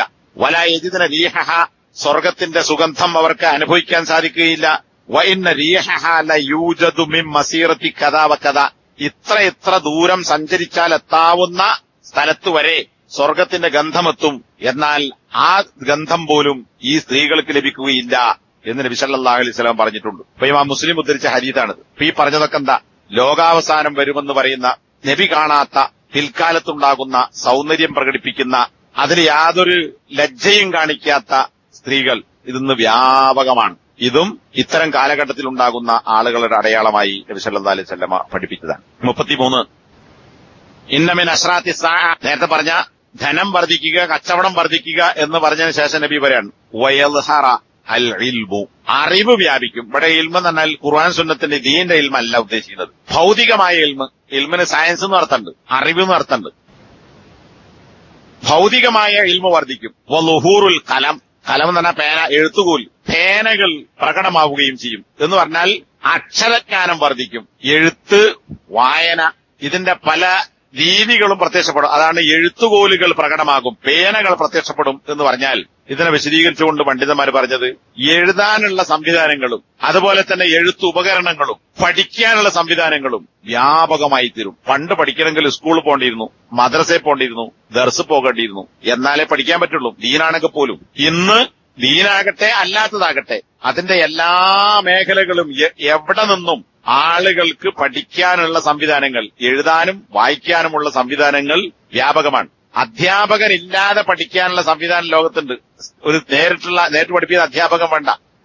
കമ്പ്യൂട്ടറും നെറ്റും അതുപോലെ സാധനങ്ങളൊക്കെ ഉപയോഗിച്ചുകൊണ്ട് എത്ര ദൂരെ നിന്നും ആളുകളെ പഠിപ്പിക്കാനും എന്ത് ഇൽമും നേടിയെടുക്കാനും പറ്റുന്ന സംവിധാനങ്ങൾ വന്നിട്ടുണ്ട്. അതുപോലെ തന്നെ പുസ്തകം അച്ചടിക്കുക, പ്രിന്റ് ചെയ്യുന്ന തന്നെ പണ്ട് കാലത്ത് പ്രസ് ഉണ്ട്, കല്ലച്ച്, പിന്നെ അത് മാറി വന്നു, വേറെ പല അച്ചുമായി മാറി, പിന്നെ ഓഫ്സെറ്റ് പ്രസ് വന്നു. പിന്നെ ഇപ്പെന്താണ്, ഒന്നും വേണ്ട, നമ്മളെ മൊബൈലിൽ ടൈപ്പ് ചെയ്യാം, പ്രിന്റ് എടുക്കാം, ഇതിനൊക്കെയുള്ള സംവിധാനങ്ങൾ വന്നു. കൈകൊണ്ട് എഴുതാം, കോലുകൊണ്ട് എഴുതാം, അല്ലെ, മൊബൈൽ തന്നെ എഴുതാലോ. അപ്പൊ അങ്ങനെ എഴുത്തുകോലുകളും എഴുത്തുപകരണങ്ങളും പ്രിന്റിംഗ് യന്ത്രങ്ങളുമൊക്കെ വ്യാപകമാവുക എന്നതാണ് ഇതുകൊണ്ട് ഇതിനെ സംബന്ധിച്ച് പണ്ഡിതന്മാർ വിശദീകരിച്ചിട്ടുള്ളത്. ഇതിപ്പോ നമ്മളൊക്കെ ഉപയോഗിച്ചുകൊണ്ടിരിക്കുന്ന സാധനമാണ്, അതുകൊണ്ട് വിശദീകരിച്ച് വരേണ്ട കാര്യമല്ല. 34 കളവും കള്ളവാർത്തകളും വ്യാപിക്കുക. നേരത്തെ പറഞ്ഞു കള്ളന്മാർ സത്യസന്ധന്മാരും സത്യസന്ധന്മാർ കള്ളന്മാരുമായി ചിത്രീകരിക്കപ്പെടും. സയകൂനു ഫി ആഖിരി ഉമ്മത്തി ഉനാസുൻ യുഹദ്ദിസൂനക്കും മാലം തസ്മഉ അൻതും വല ആബാഉക്കും വയ്യാക്കും വയ്യാഹും. ഇമാം മുസ്ലിം ഉദ്ധരിച്ച ഹദീസാണ്. ഈ ഉമ്മത്തിന്റെ അവസാന കാലത്ത് കുറച്ച് മനുഷ്യന്മാർ വരാനുണ്ട്. നിങ്ങളോ നിങ്ങളുടെ മാതാപിതാക്കളോ കേൾക്കാത്ത കുറെ കാര്യങ്ങൾ അവർ നിങ്ങളോട് സംസാരിക്കും. ഈ പറയുന്നവരെയും അവരുടെ നിങ്ങളെയും അവരെയും സൂക്ഷിക്കുക, കള്ളന്മാരെയും നിങ്ങളെയും സൂക്ഷിക്കണം. കാരണം ഈ കളവ് പറയുന്ന ആളുകളുടെ ചതിയിൽപ്പെട്ട് നിങ്ങളും അവരെ കൂടെ നിന്നു പോകരുത്. പറയുന്ന ആളുകളെയും സൂക്ഷിച്ചോളാം, നിങ്ങളെയും സൂക്ഷിച്ചോളാം. അപ്പൊ എന്താ അവിടെ പറയുന്നത്? നിങ്ങളോ നിങ്ങളുടെ അല്ലെങ്കിൽ പിതാക്കന്മാരോ കേൾക്കാത്ത കാര്യങ്ങൾ സംസാരിക്കുന്ന. ഇല്ലാത്ത പറയാ. ഇതിപ്പോ ഭൗതികം പോട്ടെ, ദീൻ പരിശോധിച്ചാൽ തന്നെ നമ്മുടെ ചെറുപ്പകാലത്ത് കേൾക്കാത്ത പുതിയ പുതിയ തെളിവുകളും വാദങ്ങളും വ്യാഖ്യാനങ്ങളും വിശദീകരണങ്ങളും കള്ള ഹദീസുകളും കള്ള വാർത്തകളും ഒക്കെ ഉദ്ധരിക്കുന്ന മതപുരോഹിതന്മാരുടെ കാലാണ്. പണ്ട് കാലത്ത് അള്ളാഹു അല്ലാത്തവരോട് പ്രാർത്ഥിക്കാൻ പാടുണ്ടോ എന്ന് ചോദിച്ചാൽ ജായിസ് ആണ് എന്നേ പറഞ്ഞത്, അനുവദനീയമാണ്. ഇപ്പം പറയണതോ അള്ളാഹു അല്ലാത്തവരോട് ദുആ ചെയ്താലേ ഉത്തരം കിട്ടുള്ളൂ എന്നാണ്. അതാണ് ദീൻ. എന്താണ് ദുആ ചെയ്യാൻ പാടുവെച്ചാൽ പാടുണ്ട് എന്ന് പറയാൻ എന്താണ് മടിക്കേണ്ടത് എന്നാണ് ചോദ്യം. ഇതൊക്കെ എഴുതി വെച്ചിട്ടുണ്ട്. അപ്പോ പണ്ട് കാലത്ത് ചില വാദപ്രതിവാദങ്ങളൊക്കെ നേരം വെളുത്തു പോയത് അള്ളാഹു അല്ലാത്തവരോട് ദുആ ചെയ്യാനുള്ള തെളിവുണ്ടോ എന്ന് ചോദിച്ചിട്ടാണ്, ഉത്തരം കിട്ടായിട്ട്. എന്നാൽ ഇന്ന് ആയത്ത് വേണോ ആയത്തുണ്ട്, ഹദീത്ത് വേണോ ഹദീത്തുണ്ട്, തഫ്സീർ വേണോ തഫ്സീറുണ്ട്. എന്തിന്? ശിർക്കിന്, ബിദ്അത്തിന്, എന്തൊക്കെ മതത്തിന്റെ പേരിൽ പറയുന്നുവോ അതിനൊക്കെ. അപ്പൊ എന്താ? മുമ്പില്ലാത്ത ഒരുപാട് കള്ളവാർത്തകൾ പ്രചരിപ്പിക്കപ്പെടുന്നു. അത് മതത്തിന്റെ വിഷയം നോക്കിയാൽ. ഇനി ഭൗതിക കാര്യങ്ങൾ നോക്കിയാലോ, കളവ് പറയുക എന്നത് ആളുകൾക്കൊരു മടിയില്ലാത്ത കാര്യം. ഇപ്പൊ ഏപ്രിൽ 1 ഏപ്രിൽ ഫൂൾ എന്നാ പറയുന്നത്. കളവ് പറയാനുള്ള ദിവസമാണ്. ലോകത്ത് മനുഷ്യന്മാരുണ്ടാക്കിയ കളവ് പറയാനൊരു ദിവസം ഏപ്രിൽ ഫൂൾ. അപ്പൊ അന്ന് കളവ് പറഞ്ഞ് ആരെ പറ്റിക്കാൻ കഴിയുന്നുവോ അവനാണ് സമർത്ഥൻ. ഭൗതികമായി ദീന്റെ കാര്യത്തിൽ അവനാണ് കള്ളൻ. കാരണം ആ കളവ് പറഞ്ഞതിനെ കുറ്റം കൊണ്ട് തമാശക്കാണെങ്കിലും കളവ് പറയാൻ പാടില്ല. ഏപ്രിൽ 1 കളവ് പറയാൻ പാടില്ല. ഇനി ഇമാം മുസ്ലിം ഉദ്ധരിച്ച ഹദീസ് കാണാം, ഇന്ന ശൈത്വാന ലയതമസ്സൽ ഫീ സൂറത്തിർ റജുൽ. ശൈത്താൻ മനുഷ്യന്റെ കോലത്തിൽ പ്രത്യക്ഷപ്പെടും. ഫയഅതിൽ ഖൗമ, എന്നിട്ട് ജനങ്ങളെടുക്കൽ വരും. ഫയുഹദ്ദിസുഹും ബിൽ ഹദീസി മിനൽ കദിബി. കളവിൽപ്പെട്ട വാർത്തകൾ മനുഷ്യരോട് ശൈത്താൻ മനുഷ്യരുടെ കോലത്തിൽ വന്നുകൊണ്ട് പറയും. അപ്പൊ അത് മനുഷ്യനാണോ വന്നത്, അല്ല ജിന്നാണോ ശൈത്താനാണോ മനസ്സിലാക്കാൻ പറ്റില്ല. കാരണം മനുഷ്യന്റെ കോലത്തിലാണ് വരുന്നത്. ഫയതഫറഖൂന, ഈ കളവ് കേട്ട്, കാരണം ഒരു മനുഷ്യനാണല്ലോ വന്നിട്ട് വരണത്, ഇത് കേട്ടിട്ട് ജനങ്ങൾ ഭിന്നിക്കും. ഫയഖൂലു റജുലു മിൻഹും, ഈ കള്ളവാർത്ത കേൾക്കുന്ന ജിന്നിന്റെ അടുക്കൽ നിന്ന് ശൈത്താൻ അടുക്കുന്ന കള്ളവാർത്ത കേട്ട, അല്ലെങ്കിൽ മനുഷ്യരൂപത്തിൽ വന്ന ശൈത്താനിൽ നിന്ന് കള്ളവാർത്ത കേട്ട മനുഷ്യൻ പറയും, സമീഅത്തു റജുലൻ അരിഫു വജ്ഹുഹു, ഞാൻ ഒരാളിങ്ങനെ പറയുന്നതായിക്കോട്ടെ, അയാളുടെ മുഖം എനിക്ക് പരിചയമുണ്ട്, പക്ഷെ കൃത്യമായിട്ട് ആരാന്നറിയില്ല. ഒരു മുഖപരിചയം ഉണ്ട്, അരിഫു വജ്ഹ, അയാളുടെ മുഖം എനിക്കറിയാം, മുഖപരിചയമുണ്ട്. അയാൾ ഇങ്ങനെ പറയുന്നതായും കേട്ടു. വല അദ്രി മസ്മുഹു, അയാളുടെ പേരെന്താ എനിക്കറിയില്ല, പക്ഷെ എവിടെയോ കണ്ടൊരു പരിചയമുണ്ട്. യുഹദ്ദിസ്, അയാൾ ഇങ്ങനെ സംസാരിക്കുന്നു. അപ്പൊ കണ്ടുപരിചയമുള്ള പേരറിയാത്ത ഒരാൾ ഇങ്ങനെയൊക്കെ പറയുന്നുണ്ട് എന്ന് പറയാൻ മാത്രം കള്ളവാർത്ത മനുഷ്യന്റെ കോലത്തിൽ വന്നിട്ട് ശൈത്താൻ പറയും. ഇത് മുസ്ലിം ഉദ്ധരിച്ച ഹദീസാണ്. ഇനി മറ്റൊരു ഹദീസിൽ, ഇന്ന ഫിൽ ബഹരി ശയാതീന മസ്ജൂന, ഇത് മുസ്ലിം ഉദ്ധരിച്ച ഹദീസാണ്. കടലിൽ ബന്ധിക്കപ്പെട്ട, സിജ്ൻ എന്ന് പറഞ്ഞാൽ ജയിലാണ്, കടലിൽ ജയിലിൽ അടക്കപ്പെട്ട എന്ന് പറഞ്ഞാൽ ബന്ധിക്കപ്പെട്ട ചില ശൈത്താന്മാരുണ്ട്. ഔതഖഹ സുലൈമാൻ, ഈ ശൈത്താന്മാരെ കടലിൽ കെട്ടിയിട്ടത് സുലൈമാൻ നബി അലൈഹി സ്വലാത്തു വസ്സലാമാണ്. യൂഷിക്കു അൻ തഖ്റുജ്, ഈ കടലിൽ ബന്ധിക്കപ്പെട്ട ശൈത്താന്മാർ കെട്ടഴിഞ്ഞ് അൻ തഖ്റുജ, അതിൽ നിന്ന് പുറത്തു കടക്കാറായിരിക്കുന്നു. ഫതഖറഉ അലന്നാസി ഖുർആന, അങ്ങനെ ആ ശൈത്താന്മാർ, കടലിൽ ബന്ധിക്കപ്പെട്ട ശൈത്താന്മാർ അവിടെ നിന്ന് രക്ഷപ്പെട്ട് കരയിൽ വന്ന് അവർ ഖുർആൻ ജനങ്ങൾക്ക് ഓതിക്കൊടുക്കും. ഖുർആൻ ഓതുന്നതാണ് ഹദീസിലുള്ളത്. ഇമാം നവവി ഈ ഹദീസിനെ വിശദീകരിച്ചുകൊണ്ട് പറഞ്ഞത്, യഖറഉ ശൈഅൻ ലൈസ മിനൽ ഖുർആൻ, ഖുർആൻ ഇല്ലാത്ത ചില കാര്യങ്ങൾ ഇവർ ഓതും ഖുർആൻ ആണെന്ന നിലക്ക്. അപ്പോൾ അതും ആളെ പറ്റിക്കലാണ്, കാരണം കളവാൻ. ഖുർആൻ അല്ലാത്തത് ഖുർആനായി ഓതി കൊടുക്കുക. ഖുർആനിൽ ഇങ്ങനെ ഉണ്ടല്ലോ. ഖുർആൻ ഓതാൻ അറിയാത്ത മുസ്ലിങ്ങളാണ് കൂടുതൽ. ഓതാൻ അറിയുന്നവർക്ക് തന്നെ അർത്ഥം അറിയാവുന്നവർ വളരെ ചെറിയ ശതമാനമാണ്. അപ്പൊ ഇത് ഖുർആനാണോ അല്ലെങ്കിൽ തിരിച്ചറിയാത്ത ആളുകൾ ആ കാലം വരും. അങ്ങനെ കളവ് പറയുന്ന ആളുകൾ വരും എന്ന് ഇതൊക്കെ സ്വഹീഹ് മുസ്ലിമിലും ബുഖാരിയിലൊക്കെ ഹദീസാണ്. അങ്ങനെയാണ് ഇങ്ങനെ പറയാൻ കഴിയില്ല. സ്വഹീഹായ ഹദീസിൽ ഖിയാമത്ത് നാളിന് മുമ്പുണ്ടാകുന്ന കാര്യങ്ങളെ കുറിച്ച് വിശലാശനം എടുപ്പിച്ചതാണ്. ഇതിപ്പോ കടലിൽ ഇങ്ങനെ കുടുങ്ങി കിടക്കുന്ന സുലൈമാൻ നബി കെട്ടിട്ട ജിന്നുണ്ട് തന്നെ അവിടെ നമുക്കറിയോ? ഇല്ല, സുലൈമാൻ നബി ബന്ധിച്ചതാണ്. അദ്ദേഹത്തിന് പിശാചുക്കളെ കീഴ്പ്പെടുത്തപ്പെട്ടിരുന്നു. പിശാചുക്കൾ പാത്രങ്ങളും വലിയ വലിയ തളികകളും പല വസ്തുക്കളും സുലൈമാൻ നബിക്ക് ഉണ്ടാക്കി കൊടുത്തിരുന്നു എന്നൊക്കെ ഖുർആനിൽ തന്നെ ഹദീസിലൊക്കെ വന്നിട്ടുള്ളതാണ്. അപ്പൊ ആ പിശാചുക്കൾ പുറത്തു വരികയും കളവ് പറയുന്ന ഒരു കാലം വരും. അടുത്തത്, സ്ത്രീകൾ കുറയുകയും പുരുഷന്മാർ വർദ്ധിക്കുകയും ചെയ്യുക എന്നതാണ്. മിൻ അശ്റാത്തി സാഅ, ഖിയാമത്ത് നാളിന്റെ അടയാളങ്ങളിൽപ്പെട്ടതാണ്. വതക്സുറൻ നിസാ, സ്ത്രീകൾ വർദ്ധിക്കുക. വയഖില്ലർ റിജാൽ, പുരുഷന്മാർ കുറയുക. ഹത്താ യകൂന ലി 50 ഇംറഅ, 50 പെണ്ണുങ്ങൾക്ക് അൽ ഖയ്യിമുൽ വാഹിദ്, ഒരു പുരുഷനുണ്ടാവും. അവരെ തെളിച്ചുകൊണ്ട് നടക്കുന്ന, അവരുടെ കാര്യങ്ങളൊക്കെ നിയന്ത്രിക്കുന്ന, ഖയ്യിമായ, അവരുടെ കാര്യങ്ങൾ നോക്കിയെടുക്കുന്ന ഒരു പുരുഷന്റെ കീഴിൽ 50 പെണ്ണുങ്ങൾ ഉണ്ടാകുന്ന ഒരു കാലം വരും. ഇമാം ബുഖാരി അദ്ദേഹത്തിന്റെ ഗ്രന്ഥത്തിന്റെ ആദ്യ ഭാഗത്ത് തന്നെ 81 നമ്പറായി ഉദ്ധരിച്ചിട്ടുള്ള ഹദീസാണ്. അപ്പോ പുരുഷന്മാർ കുറയുക എന്ന് പറഞ്ഞാൽ പല കാരണങ്ങൾ കൊണ്ടാകാം. ഒന്ന്, അള്ളാഹു നിശ്ചയിച്ച കണക്കനുസരിച്ചാകാം. മറ്റൊന്ന്, യുദ്ധങ്ങൾ വർദ്ധിക്കും. അപ്പൊ പുരുഷന്മാർ കൊല്ലപ്പെടും, സ്ത്രീകൾ അവിടെ ബാക്കിയാവും. അങ്ങനെ സ്ത്രീകൾ വർദ്ധിക്കാം, വിധവകളായ സ്ത്രീകൾ ഉണ്ടാവും. അപ്പൊ രണ്ട് നിലക്കായാലും അല്ലെങ്കിൽ മറ്റെന്തെങ്കിലും കാരണം കൊണ്ട് ലോകാവസാനമാകുമ്പോ സ്ത്രീകൾ കൂടുകയും പുരുഷന്മാർ കുറയുകയും ചെയ്യും എന്നാണ് നബി സല്ലല്ലാഹു അലൈഹി വസല്ലം പറയുന്നത്. ഇപ്പൊ ഇന്ന് ലോകത്ത് ഏത് രാജ്യം പരിശോധിച്ചാലും അറബ് മുസ്ലിം രാജ്യങ്ങളല്ലാത്ത രാജ്യങ്ങളിൽ എന്താണ് ഇപ്പൊ നമ്മുടെ നാട്ടിൽ തന്നെ കുടുംബാസൂത്രണ പദ്ധതികൾ, പിന്നെ ആണോ പെണ്ണോ എന്ന് നോക്കിയിട്ട് നിയമപ്രകാരം പാടില്ലെങ്കിലും അത് മനസ്സിലാക്കി പെണ്ണാണെങ്കിൽ അബോർഷനാക്കി 1 2 എന്നതിൽ പരിമിതപ്പെടുത്തുന്ന കാലാണിത്. മുസ്ലിങ്ങൾ പോലും 2 അല്ലെങ്കിൽ 3 കൂടുതൽ മക്കളുള്ള മുസ്ലിങ്ങളെ കാണൽ അപൂർവമാണ്. അല്ലാത്തവർക്ക് 1 2 ഓൽക്കത്രേ ഉള്ളൂ. പിന്നെ ചൈന ജപ്പാൻ പോലുള്ള രാജ്യങ്ങളിൽ ഇത് നടപ്പിലാക്കി 3 മക്കളെ പാടുള്ളൂ, പിന്നെ 2 പാടുള്ളൂ, പിന്നെ 1 പാടുള്ളൂ. അവസാനം ഇപ്പം എന്തായി?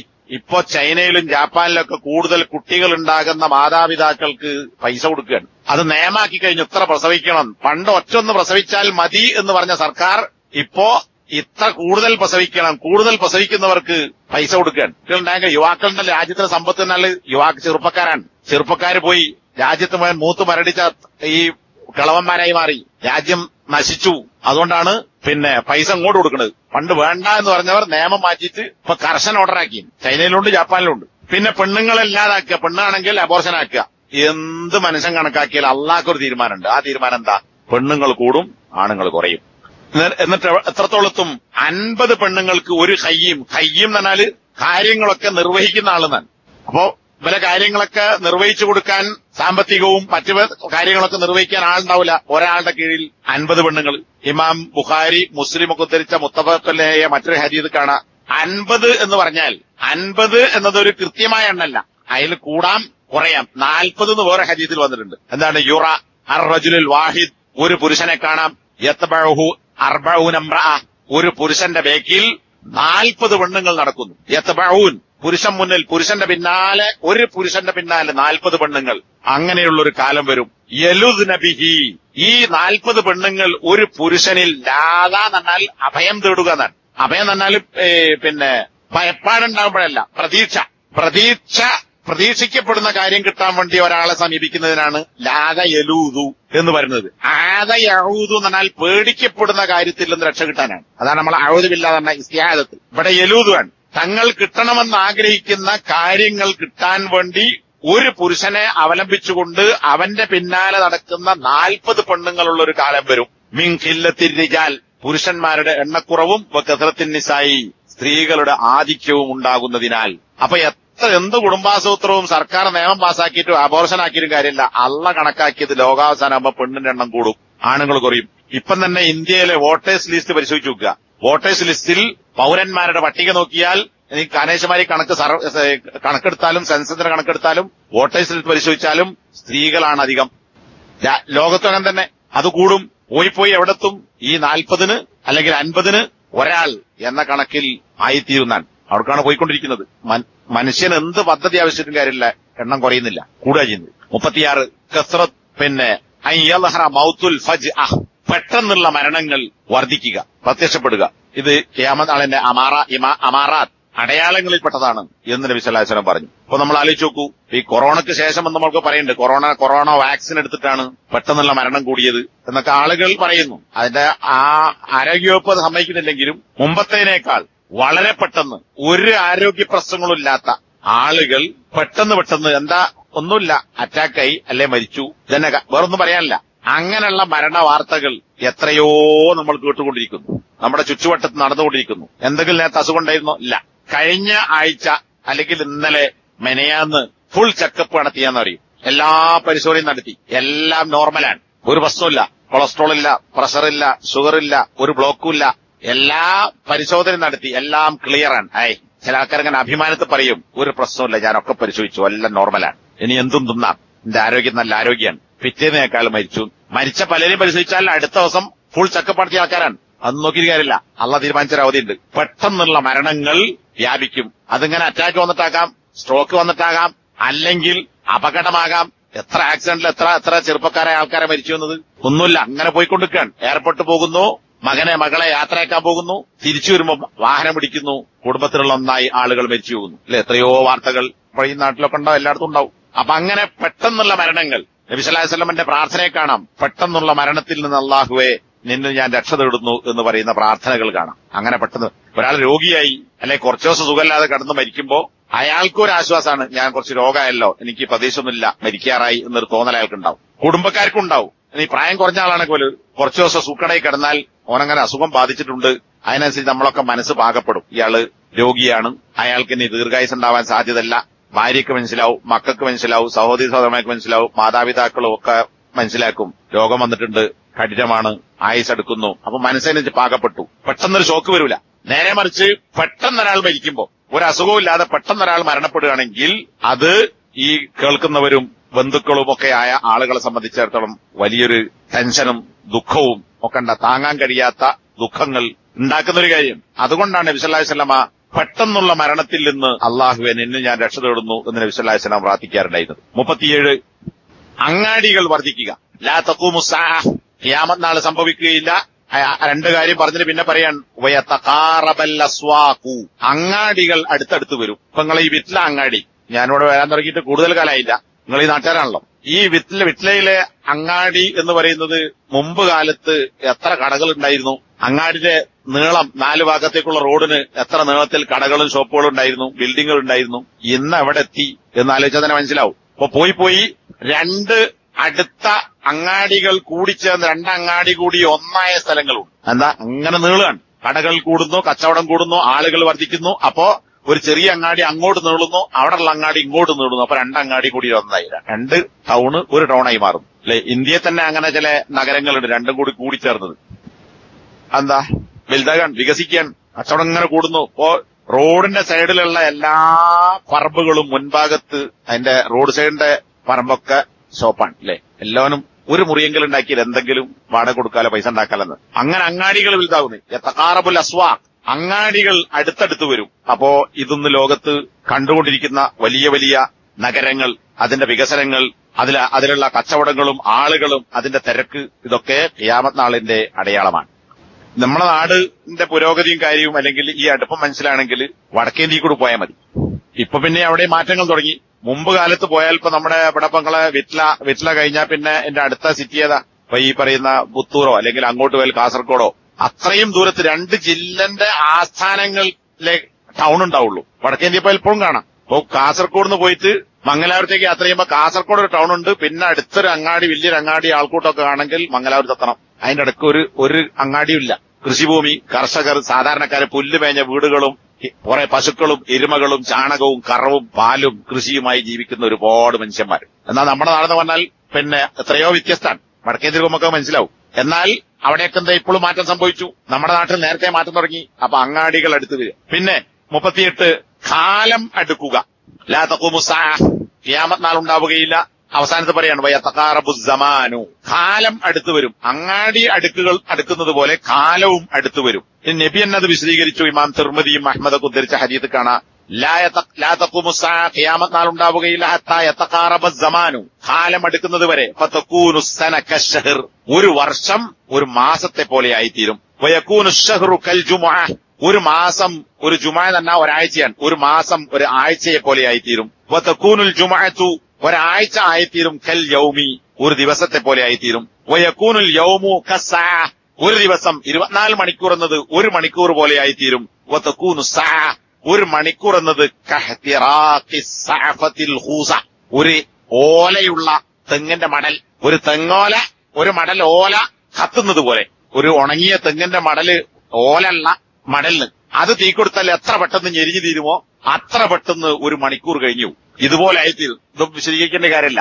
നമ്മൾ ചോദിക്കൂ, നാളെ വെള്ളിയാഴ്ച, ഇന്നല്ലേ ഇപ്പോഴും വെള്ളിയാഴ്ച കഴിഞ്ഞ്, പിന്നെ അടുത്ത റമദാനാകുമ്പോ ഇപ്പൊ അടുത്താണല്ലോ റമദാൻ കഴിഞ്ഞത്, നമ്മളാ നോമ്പ് നടത്തിയില്ലേ, അല്ലെങ്കിൽ എന്നെ ആളോടെ നോമ്പ് തുറക്കാൻ പോയില്ലേ, അല്ലെങ്കിൽ മറ്റോ നമ്മളെ വീട്ടിൽ നോമ്പ് തുറക്കാൻ വന്നില്ലേ, ഇന്നലെ കഴിഞ്ഞ പോലെ തോന്നും. അപ്പൊ ഇത് നമ്മൾ അനുഭവിച്ചുകൊണ്ടിരിക്കുകയാണ്. വെള്ളിയാഴ്ച ആയോ, പലരും ചോദിക്കും ഇന്ന് തിങ്കളാഴ്ചയോ, എന്താ ആയോന്ന് വെച്ചാൽ വൈകിയോന്നല്ല, എത്ര പെട്ടെന്നാണ് ദിവസങ്ങൾ കഴിഞ്ഞത്. അപ്പോ കൊല്ലങ്ങൾ മാസമായും, മാസം ആഴ്ചയായും, ആഴ്ച ദിവസമായും, ദിവസം മണിക്കൂറായും, മണിക്കൂർ ഒരു എരിപൊരി പെട്ടെന്ന് കത്തിയമരാനുള്ള അത്ര സമയമായി മാറുന്ന ആ നിലക്ക് കാലം അടുത്തു വരും. അപ്പോ ഒരു ബുഖാരി ഉദ്ധരിച്ച ഹദീത്തിന്റെ വിശദീകരണം ഈ പറഞ്ഞ ഹദീത്തിൽ നമ്മൾ നബി സല്ലല്ലാഹു അലൈഹി വസല്ലമയിൽ തന്നെ മനസ്സിലാക്കി. അപ്പൊ നമ്മൾ അനുഭവിച്ചുകൊണ്ടിരിക്കുന്നതാണ്. 39 കൊലപാതകങ്ങൾ വർദ്ധിക്കുക. നേരത്തെ നമ്മളൊരു ഖുത്ബ കബായിറുമായി ബന്ധപ്പെട്ട ഖുത്ബയിൽ മനുഷ്യവധം അതുമായി ബന്ധപ്പെട്ട് വിശദീകരിച്ചിട്ടുണ്ട്. അതില് വയക്സുറുൽ ഹർജു, നബി പറഞ്ഞു ഹർജ് വർദ്ധിക്കും. അപ്പൊ നബിനോട് ചോദിച്ചു, എന്താ നബിയെ ഹർജ്? ഖാല ഹാകദാ ബിയദിഹി ഫഹറഫഹാ കഅന്നഹ യുരീദുൽ ഖത്ല. നബിന്റെ കൈകൊണ്ട് ഇങ്ങനെ ഇളക്കി ആംഗ്യം കാണിച്ചു എന്ന് പറഞ്ഞാൽ എന്താണ്? ഖത്ൽ, കൊല നടത്തുക. അപ്പൊ ഹർജ് എന്ന് പറഞ്ഞാൽ കൊലയാണ്, കൊലപാതകങ്ങൾ വർദ്ധിക്കുക. മുസ്ലിം ഉദ്ധരിച്ച മറ്റൊരു ഹദീസ് കാണാം, ലാ തദ്ഹബു ദുനിയ, ഈ ദുനിയാവ് നശിച്ചു പോവുകയില്ല, ഹത്താ യഅതിയ അലന്നാസി യൗമുൻ, ഒരു ദിവസം വരാതെ, ലാ യദ്രി അൽ ഖാതിലു ഫീമ ഖതൽ, കൊല്ലുന്ന മനുഷ്യന് മനസ്സിലാവൂല എന്തിനാണ് ഞാൻ കൊന്നതെന്ന്, വലൽ മഖ്തൂലു, കൊല്ലപ്പെട്ടവൻ അറിയുകയില്ല, ഫീമ ഖുതില, എന്ത് കാര്യത്തിലാണ് അവൻ കൊല്ലപ്പെട്ടത് എന്ന്. വഖീല കൈഫ യകൂനു ദാലിക ഖാല അൽ ഹർജു അൽ ഖാതിലു വൽ മഖ്തൂലു ഫിന്നാർ. അപ്പൊ നബി പറഞ്ഞു, അതാണ് ഹർജ് എന്ന് പറഞ്ഞത്, കൊന്നവനും കൊല്ലപ്പെട്ടവനും നരകത്തിലാകുന്നു എന്ന് പറഞ്ഞാൽ എന്താ? അന്യായമായി കൊല്ലപ്പെട്ടവനാണെങ്കിൽ നരകത്തിൽ പോവില്ല.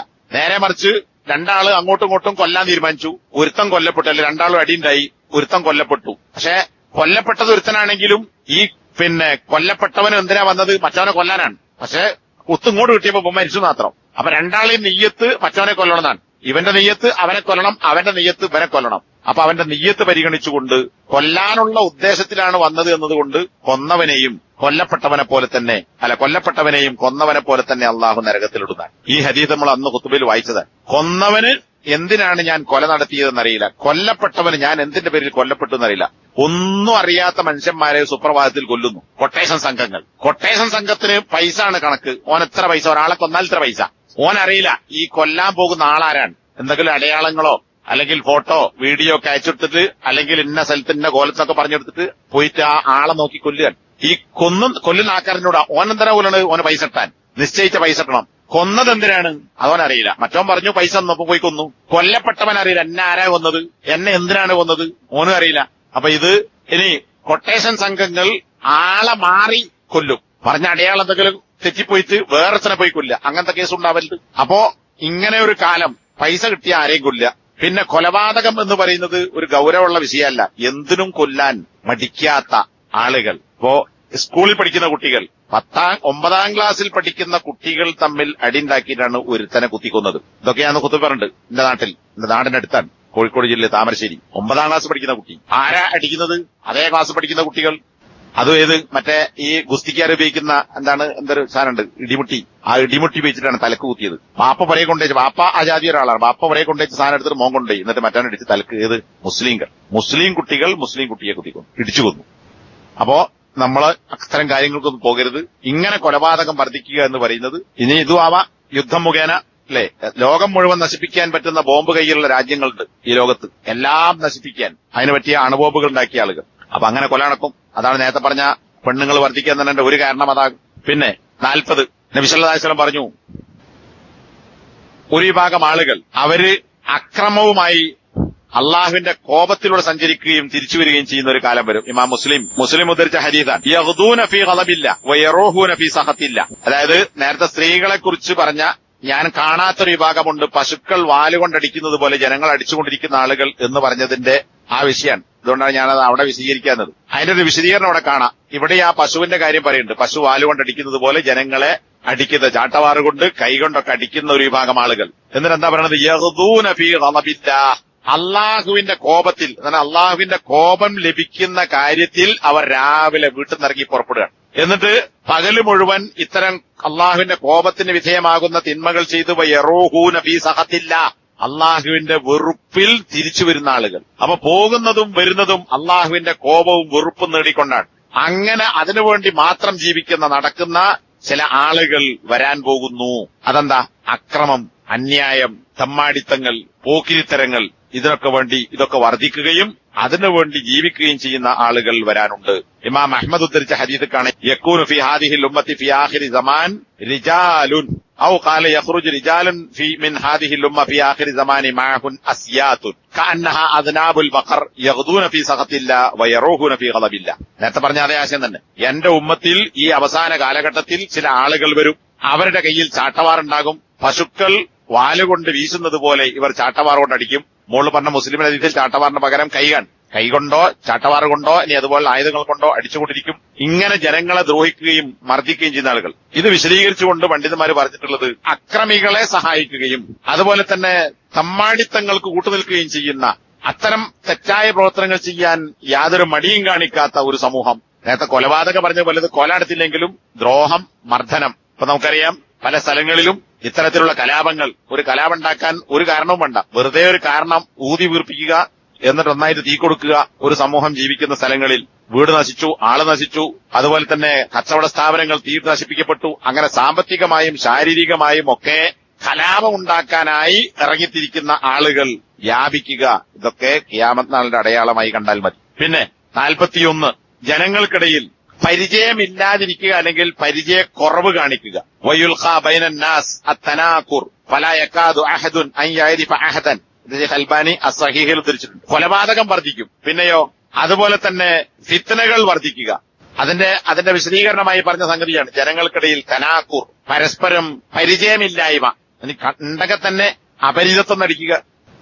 ഒരുത്തൻ വേറൊരുത്തനെ കണ്ടാൽ ആരാണ് എന്നറിയില്ല. ഒന്നുകിൽ പരസ്പര ബന്ധമില്ലാത്തതുകൊണ്ട്, സ്നേഹമില്ലാത്തതുകൊണ്ട്, അല്ലെങ്കിൽ ആ നിലക്ക് ഇടപഴകാത്തതുകൊണ്ട് ഒരു പ്രദേശത്ത് തന്നെ ജീവിക്കുന്ന, ഇതൊക്കെ പോട്ടെ, അയൽവാസികൾ തമ്മിൽ, ഇയാൾ എന്റെ അയൽപക്കത്ത് താമസിക്കുന്ന ഒരു നാട്ടുകാരനാണ്, അയാൾ എന്ത് ജോലിക്കാണ് പോകുന്നത്, അയാളുടെ അവസ്ഥ എന്താണ് എന്ന് വരെ ചോദിച്ചാൽ അറിയില്ല. കാരണം എന്താ, വലിയൊരു മതിലാണ്, ജയിലിന്റെ മതിൽ പോലത്തെ മതില്. ആ മതിലിന്റെ അപ്പുറത്ത് ഒരാൾ, ഇപ്പുറത്ത് വേറൊരു വീട്, രണ്ട് വീട്ടിലേക്ക് ഒരു തീപിടുത്തുണ്ടായാൽ പോലും കയറിയെത്താൻ പറ്റില്ല. കാരണം എന്താ, അടങ്ങും വഴി ഉണ്ടാവില്ല. റോട്ടുമേൽ ഇറങ്ങിയിട്ട് ഇപ്പുറത്ത് പോണോ ഓനെ പുരേക്കാരണെങ്കിൽ.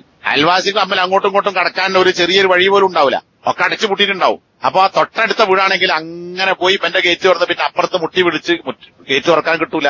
അപ്പൊ അവിടെയുള്ള മരിച്ചിട്ടുണ്ടാവും. ഇതാണ് സ്ഥിതി. അങ്ങോട്ടും ഇങ്ങോട്ടും പരിചയമല്ല. അങ്ങനെയുള്ളൊരു കാലം ഇതും ഖിയാമത്ത് നാളിന്റെ അടയാളമാണ്. 42, സൗദി അറേബ്യ. സൗദി അറേബ്യ നമുക്കറിയാം ഇന്ന് പാറക്കെട്ടുകളും മരുഭൂമികളും ഉള്ള, കൂടുതലായി ചെടികളും മരങ്ങളൊന്നും ഇല്ലാത്ത ചില പ്രദേശങ്ങളുണ്ട്. എന്നാൽ പലയിടത്തും ചെടിയും മരങ്ങളൊന്നും ഇല്ലാത്ത മരുഭൂമിയാണ്. എന്നാൽ ഇമാം മുസ്ലിം ഉദ്ധരിച്ച ഹദീസ് കാണാം, ലാ തഖൂമു സ്സാഅ, ഖിയാമത്ത് നാൾ ഉണ്ടാവുകയില്ല. സമ്പത്ത് വർദ്ധിക്കുക, പണം ഒഴുകുക, സക്കാത്ത് കൊടുത്താൽ സക്കാത്ത് സ്വീകരിക്കാൻ ആളില്ലാതിരിക്കുക. അങ്ങനെ പോയിട്ട് ഹത്താ തഊദ അർളുൽ അറബി മുറൂജൻ വ അൻഹാറ. എത്രത്തോളായിത്തീരും അറബ് നാട് ആയിത്തീരും മുറൂജൻ വ അൻഹാറ. മറജ് എന്ന് പറഞ്ഞാല് പുൽമേടാണ്, നല്ല പച്ചപ്പ്, കന്നുകാലികളൊക്കെ മേഞ്ഞ് തിന്നടക്കുന്ന പുല്ലുള്ള, അങ്ങനെ കാർപ്പറ്റ് വിരിച്ചതുപോലെ പച്ച പുല്ല് വിരിച്ച സ്ഥലം. പുൽമേടുകളും വൻഹാറൻ നദികളുമായി മാറും അറേബ്യയിലെ ഭൂമി എന്നാണ്. അങ്ങനെ മാറാതെ, ഇവിടെ ഉണ്ടാകാതെ എന്നല്ല, തഴൂതാന്നാണ്, തിരിച്ചു വരാതെ. അപ്പൊ സൗദി അറേബ്യയിൽ പണ്ടൊരു കാലത്ത് ഈ പറഞ്ഞതൊക്കെ ഉണ്ടായിരുന്നു, അതിലേക്ക് തിരിച്ചു പോകുന്നതാണ്. അതാണ് ഹദീസ് മനസ്സിലായി, അല്ലാതെ പുതുതായി ഉണ്ടാവുന്നല്ല. തഴൂദ്, ആ പഴയ അവസ്ഥയിലേക്ക് തിരിച്ചു പോകാതെ ഖിയാമത്ത് നാൾ ഉണ്ടാവുകയില്ല. ഇന്നിപ്പോ സൗദി അറേബ്യയിൽ പുഴ ഉണ്ടാവും, എന്നാൽ പുഴകളുണ്ടാവും. ഒരു പുഴ എന്നല്ല, അൻഹാർ, പുഴകളുണ്ടാവും. പുഴകളുണ്ടാകുമ്പോൾ സ്വാഭാവികമായും മേച്ചിൽ പുറങ്ങൾ വർദ്ധിക്കും, മേഞ്ഞിറക്കാവുന്ന പുല്ലുകളുണ്ടാവും. ഇപ്പം തന്നെ സൗദിയുടെ പല ഭാഗത്തൂടെയും പോയാൽ നേരത്തെ നമ്മൾ പോകുമ്പോൾ കാണുന്ന മരുഭൂമി അല്ല ഇപ്പം പലയിടത്തും കാണുന്നത്. അവിടൊക്കെ നല്ല പച്ചപ്പ് ഒട്ടകങ്ങളൊക്കെ മേഞ്ഞിറക്കുന്നു. സാധാരണ പുല്ല് കാണാത്ത സമയത്ത് പോലും നല്ല പുല്ലുകളും ഒട്ടകങ്ങളും മേഞ്ഞിറക്കുന്ന കാണുന്ന സ്ഥലങ്ങളുണ്ട്. അതുപോലെ തന്നെ സൗദിയിൽ പണ്ടത്തേനേക്കാൾ കൂടുതൽ സ്വയം പര്യാപ്തതയിലേക്ക് കാർഷിക രംഗത്ത്, കാർഷിക വിളകളും പഴവർഗ്ഗങ്ങളും ഒക്കെ സ്വന്തമായി ഉൽപ്പാദിപ്പിക്കുന്ന നല്ല കൃഷിയിടങ്ങൾ സൗദി അറേബ്യന്റെ പല ഭാഗത്തുണ്ട്. സർക്കാർ പദ്ധതികളുടെ അനുസരിച്ച് തന്നെ അത്തരം കാര്യങ്ങൾ അവിടെ കൃഷി ചെയ്ത് ഉണ്ടാക്കപ്പെടുന്നതായി നമുക്ക് കാണാൻ പറ്റും.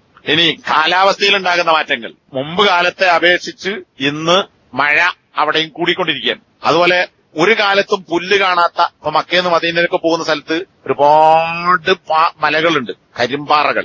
അവിടെ ഇപ്പോ മുമ്പുള്ളതിന് വ്യത്യസ്തമായി പച്ചപ്പുകൾ, ഈ പാറന്റെ മുകളിൽ ഒരു പൂപ്പല് പോലെ സാധനം, എന്താ പണ്ടത്തിനേക്കാൾ മഴ കിട്ടുന്നു, അപ്പൊ പച്ചപ്പ്, ഇതൊക്കെ കാണാൻ പറ്റും. അപ്പൊ അതിലേക്ക് തിരിച്ചു പോകും എന്നത് നബി സല്ലല്ലാഹു അലൈഹി വസല്ലമ പറഞ്ഞിട്ടുള്ള സംഗതിയാണ്. ഇപ്പൊ സൗദി തന്നെ ഇപ്പൊ നടന്നിട്ടുള്ള പല ഗവേഷണങ്ങളിൽ നിന്നും മനസ്സിലാക്കാൻ സാധിക്കുന്നത് പണ്ട് കാലത്ത് അവിടെ ജീവജാലങ്ങൾ ഉണ്ടായിരുന്നു എന്നാണ്. ഇപ്പൊ ഈ ഹൈബർ ജൂതന്മാർ താമസിക്കുന്ന സ്ഥലമാണ്, അവിടെ കൃഷിഭൂമി ഉണ്ട്. ഹൈബർ യുദ്ധം ഉണ്ടായി, ജൂതന്മാരെ അവിടുന്ന് പുറത്താക്കി.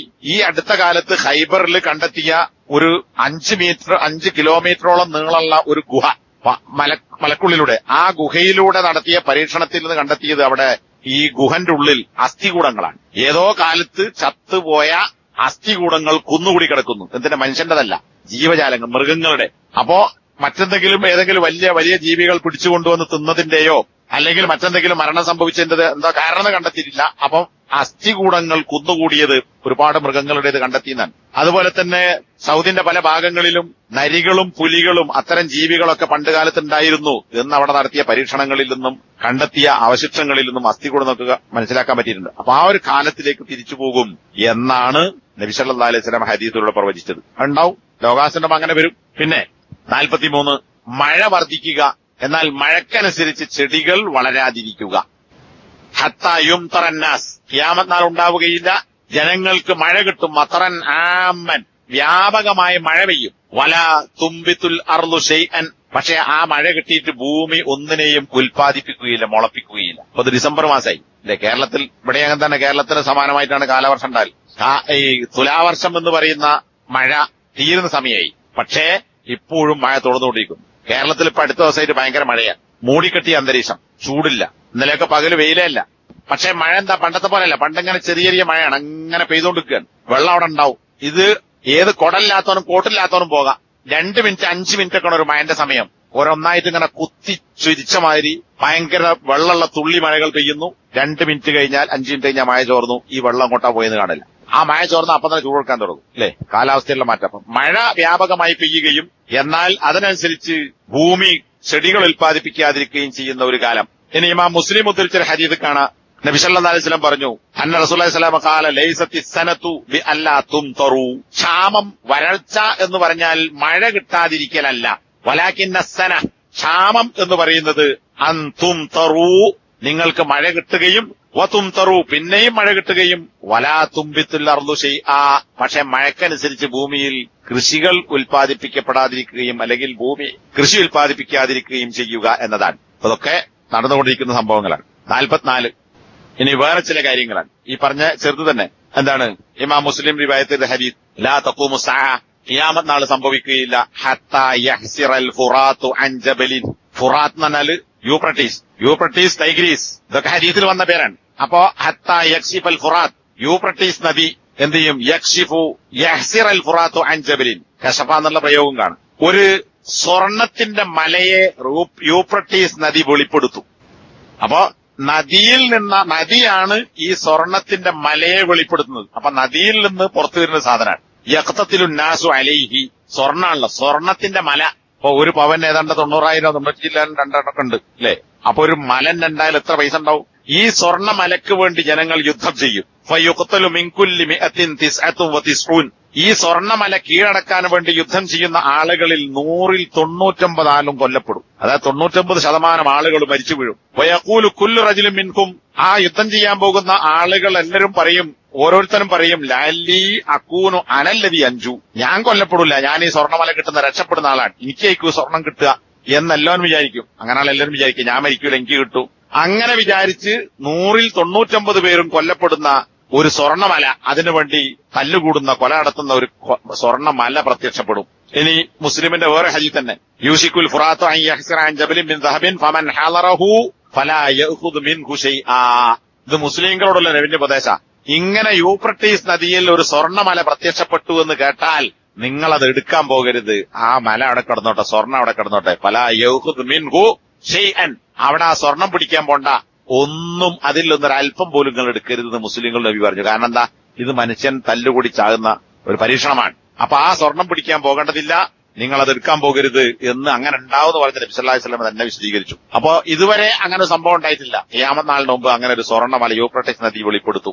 അപ്പൊ ചില പണ്ഡിതന്മാര് ഇത് പെട്രോളാണ്, ഇന്ധനമാണ്, ഡീസലാണ് എന്നൊക്കെ വ്യാഖ്യാനിച്ചവരുണ്ട്. പെട്രോള് സമ്പത്ത് വർദ്ധിക്കും, എന്നാൽ ഹദീസിൽ നബി പെട്രോൾ എന്ന് പറഞ്ഞോ? ഇല്ല, പെട്രോള് മലയല്ല, പുറത്തുണ്ടാവുന്നതല്ല.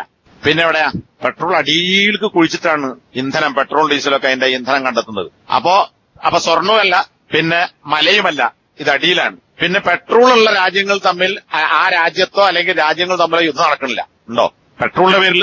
അപ്പൊ അങ്ങനെയുള്ള കാര്യങ്ങളൊന്നുമില്ല. അപ്പൊ ആ പെട്രോള് അല്ലെങ്കിൽ ഇന്ധനമാണ് എന്ന് വ്യാഖ്യാനിക്കുന്നത് തെറ്റാണ്. സ്വർണത്തിന്റെ തന്നെ മല പ്രത്യക്ഷപ്പെടും, യൂഫ്രട്ടീസ് നദി വെളിപ്പെടുത്തും. അപ്പൊ അങ്ങനെ ഒരു കാലം വരും ഖിയാമത്ത് നാളിന് മുമ്പ് എന്നതാണ്. 46 വന്യമൃഗങ്ങൾ വർദ്ധിക്കുന്ന ഒരു കാലം. ഇമാം അഹ്മദ് ഉദ്ധരിച്ച ഹദീസിൽ ലാ തഖൂമു സ്സാഅ, വന്യമൃഗങ്ങൾ വർദ്ധിക്കുകയും അതിന് മദീനയെ സംബന്ധിച്ച് പറഞ്ഞ ഹദീസ് വരുന്നുണ്ട്. വന്യമൃഗങ്ങൾ സംസാരിക്കുക. നബി സല്ലല്ലാഹു അലൈഹി വസല്ലം പറഞ്ഞു, സദഖ വല്ലദീ നഫ്സി ബിയദി, എന്റെ ആത്മാവ് ആരുടെ കയ്യിലാണോ അവൻ തന്നെയാണ് സത്യം.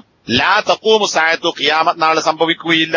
ഹത്താ യുകല്ലിമ സിബാഉൽ ഇൻസ, വന്യമൃഗങ്ങൾ മനുഷ്യരോട് സംസാരിക്കാതെ. അപ്പൊ സിംഹം, നരി ഇതുപോലുള്ള കാട്ടിലുള്ള ജീവികൾ മനുഷ്യനോട് സംസാരിക്കുന്ന കാലം വരും. ഇതൊരു അത്ഭുതമായി തോന്നണ്ട. നബി സല്ലല്ലാഹു അലൈഹി വസല്ലം വേറെ ഹദീസ് കാണാം, ബുഖാരി ഉദ്ധരിച്ച ഹദീസാണ്. നബി ഒരു ദിവസം സുബഹിസ്കരിച്ചു. സുബഹിക്കേസിൽ തിരിഞ്ഞ് ചിലപ്പോ സംസാരിക്കലുണ്ട്. അപ്പൊ നബി സല്ലല്ലാഹു അലൈഹി വസല്ലം ഒരു സംഭവം ഉദ്ധരിച്ചു. പൂർവ്വ സമുദായങ്ങളിൽ ഒരു പശു സംസാരിച്ചു. അപ്പൊ സാഹിബ് വെച്ചല്ല, പശു സംസാരിക്കുകയോ? നബി പറഞ്ഞു പശു സംസാരിച്ചു. പിന്നെ നബി പറഞ്ഞു ഒരു ചെന്നായ സംസാരിച്ചു. അപ്പൊ സാഹിബ് നബി പറഞ്ഞു അതെ സംസാരിച്ചിട്ടുണ്ട്. ഇപ്പോഴല്ല, പണ്ടുണ്ടായ ഒരു സംഭവം പറയാണ്. ഞാനത് അവിടെ വിശദീകരിക്കുന്നില്ല. അതിൽ കാരണവും പറയുന്നുണ്ട്. പശു എന്തുകൊണ്ട് സംസാരിച്ചു, ചെന്നായ എന്തുകൊണ്ട് സംസാരിച്ചു എന്ന് നബി പറഞ്ഞു. ഇത് ഞാൻ സത്യപ്പെടുത്തുന്നു, അബൂബക്കറും ഉമറും ഇത് സത്യപ്പെടുത്തും. പക്ഷെ അവർ രണ്ടുപേരും പിന്നെ ഇവിടെയില്ല. ഈ നബി സംസാരം നടത്തുമ്പോ അബൂബക്കറും ഉമറും ആ സദസ്സിലില്ല. ഞാനിത് അംഗീകരിക്കുന്നു, സത്യപ്പെടുത്തുന്നു, കാരണം അള്ളാന്റെ വഹിയാണ്. അബൂബക്കറും ഉമറും അത് കേട്ടാൽ അവരും അത് അംഗീകരിക്കും. അപ്പൊ കന്നുകാലികൾ സംസാരിച്ചു, പണ്ടങ്ങനെ സംഭവം ഉണ്ടായിട്ടുണ്ട്, ഇനിയും അങ്ങനെ കാലം വരും. അതാണ് നബി പറയുന്നത്. എന്താണ്? വന്യമൃഗങ്ങൾ മനുഷ്യരോട് സംസാരിക്കും. വയുകല്ലിമു റജുല അദബത്തു സൗതിഹി, ഇനി വന്യമൃഗങ്ങൾ മാത്രമല്ല ജീവനില്ലാത്ത വസ്തുക്കളും സംസാരിക്കും. അതെന്താ? ഒരാളോട് അവന്റെ അദബത്തു സൗത്തനല്ല ചാട്ടവാർ. ഈ മൃഗങ്ങളെ തെളിക്കുന്ന ആള് വീശി അടിക്കുന്ന സാധനമല്ല, ഒരു വടിന്റെ അറ്റത്തിൽ കയറ് കെട്ടിയിട്ട് ഞാൻ ചാട്ടവാർന്നറിയാം. അല്ലെങ്കിൽ ഒരറ്റത്ത് കയറ് തന്നെ ഒരു പിടി ഉണ്ടാവും, ബാക്കി ഭാഗം കൊണ്ട് നീണ്ടു കിടക്കും. അതിങ്ങനെ വീശിയിട്ട് മൃഗങ്ങളെ അടിക്കും. മൃഗങ്ങളെ തെളിച്ചുകൊണ്ടുവന്ന ആളുകൾ ചാട്ടവാർ. അത് അല്ലാതെ ആളുകൾ അടിക്കാനും കുറ്റവാളികൾ അടിക്കാനൊക്കെ ഉപയോഗിക്കും ചാട്ട. ഈ ചാട്ടവാറിന്റെ അറ്റത്തുണ്ടാക്കുന്ന പിടിക്കാണ് അദബ എന്ന് പറയുന്നത്. ഒരു വസ്തുവിന്റെ അറ്റത്തിന് അത് ഉപയോഗിക്കും. അപ്പൊ ചാട്ടവാറിന്റെ അറ്റത്തുള്ള പിടി ഈ ചാട്ടവാറ് പിടിച്ച മനുഷ്യനോട് സംസാരിക്കും. ചാട്ടവാർ എന്ന് പറഞ്ഞാൽ കയറോടുണ്ടാക്കും, പ്ലാസ്റ്റിക് ഉണ്ടാക്കും. പണ്ട് കാലത്ത് ഈ പ്ലാസ്റ്റിക് ഉണ്ടാകുന്നതിന് മുമ്പ് നബിന്റെ കാലത്ത് എന്താ, മൃഗത്തിന്റെ തോല് പിന്നെ അത് പാകപ്പെടുത്തിയെടുത്തിട്ട് ബാഗും ചെരുപ്പൊക്കെ ഉണ്ടാക്കുന്ന പോലെ അതുകൊണ്ട് കയറ് പോലെ ഉണ്ടാക്കിയത്. അതാണ് മൃഗത്തിന്റെ തോലിന്റെ ചാട്ടവാറാണ്. അല്ലെങ്കിൽ വേറെന്തെങ്കിലും നായര് സാധനങ്ങളൊക്കെ ഉപയോഗിച്ചിട്ട്. അപ്പൊ അതിന്റെ പിടി മനുഷ്യരോട് സംസാരിക്കും. വശിറാഖു നഅലിഹി, അവന്റെ ചെരുപ്പിന്റെ വാറ് സംസാരിക്കും. വയുഖ്ബിറുഹു, മനുഷ്യനോട് സംസാരിക്കും. ഫഹിദുഹു, അവന്റെ സ്വന്തം കാലിന്റെ കാൽത്തുട സംസാരിക്കും. എന്തിനെ കുറിച്ച്? ബിമാ അഹ്ദസ അഹ്ലുഹു ബഅദഹു, അവൻ പോന്നതിന് ശേഷം അവന്റെ വീട്ടുകാർ ചെയ്ത കാര്യങ്ങൾ എന്താണ് എന്ന് കാൽത്തുട അവനോട് വിളിച്ചു പറയും. ചെരുപ്പിന്റെ വാറ് പറയും, ചാട്ടവാറിന്റെ പിടി പറയും. വന്യമൃഗങ്ങൾ സംസാരിക്കും. അപ്പൊ ജീവനുള്ളവയും ജീവനില്ലാത്ത വസ്തുക്കളും സംസാരിക്കുന്ന ഒരു കാലം വരും എന്ന് നബി സല്ലല്ലാഹു അലൈഹി വസല്ലം പറഞ്ഞതായി ഇമാം അഹ്മദ് അദ്ദേഹത്തിന്റെ മുസ്നദിൽ ഉദ്ധരിച്ചിട്ടുണ്ട്. ഷെയ്ഖ് അൽബാനി അദ്ദേഹത്തിന്റെ അസ്സഹീഹയിൽ 122 നമ്പറായി ഈ ഹദീസ് കൊടുത്തിട്ടുണ്ട്. അതായത് സ്വഹീഹാണ് എന്നുള്ള നിലക്ക്. അപ്പോ ബുഖാരി തന്നെ അങ്ങനെ ഹദീസിന്റെ നേരത്തെ ഞാൻ പറഞ്ഞ പശു സംസാരിച്ചത്, ചെന്നായ സംസാരിച്ചത്, രണ്ട് കാരണമുണ്ട്. ഞാൻ ഇവിടെ സമയമില്ലാത്തതുകൊണ്ട് വിശദീകരിക്കാത്തത്. 47 മരണം ആഗ്രഹിക്കുക മനുഷ്യൻ. ലാ തഖൂമു സ്സഅ, ഖിയാമത്ത് നാൾ ഉണ്ടാവുകയില്ല. ഹത്താ യമുറ റജുലു ബിഖബരി റജുലി, ഒരാൾ വേറൊരാളുടെ ഖബറിന്റെ അടുത്തൂടെ ഇങ്ങനെ നടന്നു പോകും. ഫയഖൂലു, അപ്പൊ ഈ നടന്നു പോകുന്ന മനുഷ്യൻ പറയും, യാ ലൈതനീ മകാന, ഈ ഖബർ കിടക്കുന്ന ആളുടെ സ്ഥാനത്ത് ഞാനായിരുന്നു ഈ ഖബറിലെങ്കിൽ എത്ര നന്നായിരുന്നു എന്ന് മനുഷ്യൻ കൊതിക്കുന്ന ഒരു കാലം വരും. ഇമാം ബുഖാരി റിപ്പോർട്ട് ചെയ്ത ഹദീസാ. ഖബറിന്റെ അടുത്തൂടി നടന്നു പോകുമ്പോ ഈ ഖബറിൽ ഇയാളുടെ സ്ഥാനത്ത് ഞാനായിരുന്നെങ്കിൽ എത്ര നന്നായിരുന്നു, മരിച്ചാ നന്നായിരുന്നു എന്ന് മനുഷ്യൻ കൊതിച്ചു പോകുന്ന ഒരു കാലം വരും എന്നതാണ്. ഇനി ഇതിനെ വിശദീകരിച്ചുകൊണ്ട് ഫൈദുൽ ഖദീറിൽ അബ്ദുർ റഊഫ് മുനാവി എന്ന് പറയുന്ന പണ്ഡിതൻ വിശദീകരിച്ചതായി കാണാം. വഹാദ ഇല്ലം യകുൻ വഖഅ ഫഹുവ വാഖിഉൻ ലാ മഹാല, ഇങ്ങനെ സംഭവിച്ചിട്ടില്ലെങ്കിലും, അതായത് അദ്ദേഹത്തിന്റെ കാലഘട്ടത്തിൽ ഇങ്ങനെ അതുവരെ ഒന്നും ഉണ്ടായിട്ടില്ല, എന്നാൽ അങ്ങനെ സംഭവിക്കും. കാരണം എന്താ? നബി സല്ലല്ലാഹു അലൈഹി വസല്ലം പറഞ്ഞതാണ്. ഇനി ഇബ്നു മസ്ഊദ് പറഞ്ഞിട്ടുണ്ട് എന്ന് പറഞ്ഞുകൊണ്ട് അദ്ദേഹം ഉദ്ധരിക്കുകയാണ്. സയഅതി അലൈക്കും സമാനുൻ, ഒരു കാലം വരും, ലൗ വജദ അഹദുകുമുൽ മൗത യുബാഉ ലസ്തറാഹു, മരണം വിൽക്കപ്പെടുന്നതായി കണ്ടാൽ മരണത്തെ പൈസ കൊടുത്ത് വാങ്ങുന്ന ഒരു കാലം വരും. ഇത് സഹാബിയാണ് അബ്ദുല്ലാഹിബ്നു മസ്ഊദ് പറയാൻ. എന്ത്? പീടിയിൽ സാധനമൊക്കെ വിൽക്കുന്ന മാതിരി മരണം വിൽക്കുന്നതായി കണ്ടാൽ അത് വാങ്ങാൻ ആളുണ്ടാവും. അത്രത്തോളം മരിച്ചാൽ നന്നായിരുന്നു എന്നാഗ്രഹിക്കുന്ന ആളുകളുണ്ട്. വഅലൈഹി ഖൗലുഹു, എന്നിട്ടൊരു കവിതയും കൊടുക്കുന്നുണ്ട്. വഹാദൽ ഐശു മാല ഖൈറ ഫീഹി, ജീവിതം എന്ന് പറയുന്നത് ഒരു നന്മയുമില്ലാത്ത ഒരു കാര്യമായി തീർന്നിരിക്കുന്നു. അലാ മൗത്തുൻ യുബാഉ ഫഅസ്തരീഹി, മരണത്തെ എങ്ങാനും ആരെങ്കിലും വിൽക്കുന്നുണ്ടെങ്കിൽ ഞാനത് വാങ്ങുമായിരുന്നു. ഇതൊരു കവിന്റെ പദ്യൻ.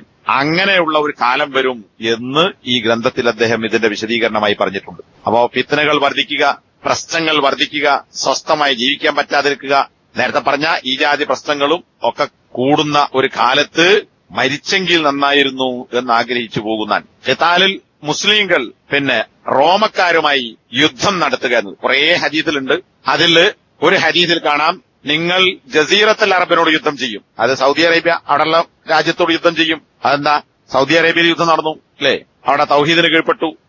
പിന്നെ നിങ്ങൾ പേർഷ്യക്കാരോട് യുദ്ധം ചെയ്യും. അതിലും അള്ളാഹു നിങ്ങൾക്ക് വിജയം നൽകും. സുമ്മ തഗ്സൂന റൂമ, പിന്നെ നിങ്ങൾ റോമക്കാരോട് യുദ്ധം ചെയ്യും. ഫയഫ്തഹുഹല്ലാഹ്, അള്ളാഹു ആ റോമ സാമ്രാജ്യം നിങ്ങൾക്ക് കീഴ്പ്പെടുത്തി തരും.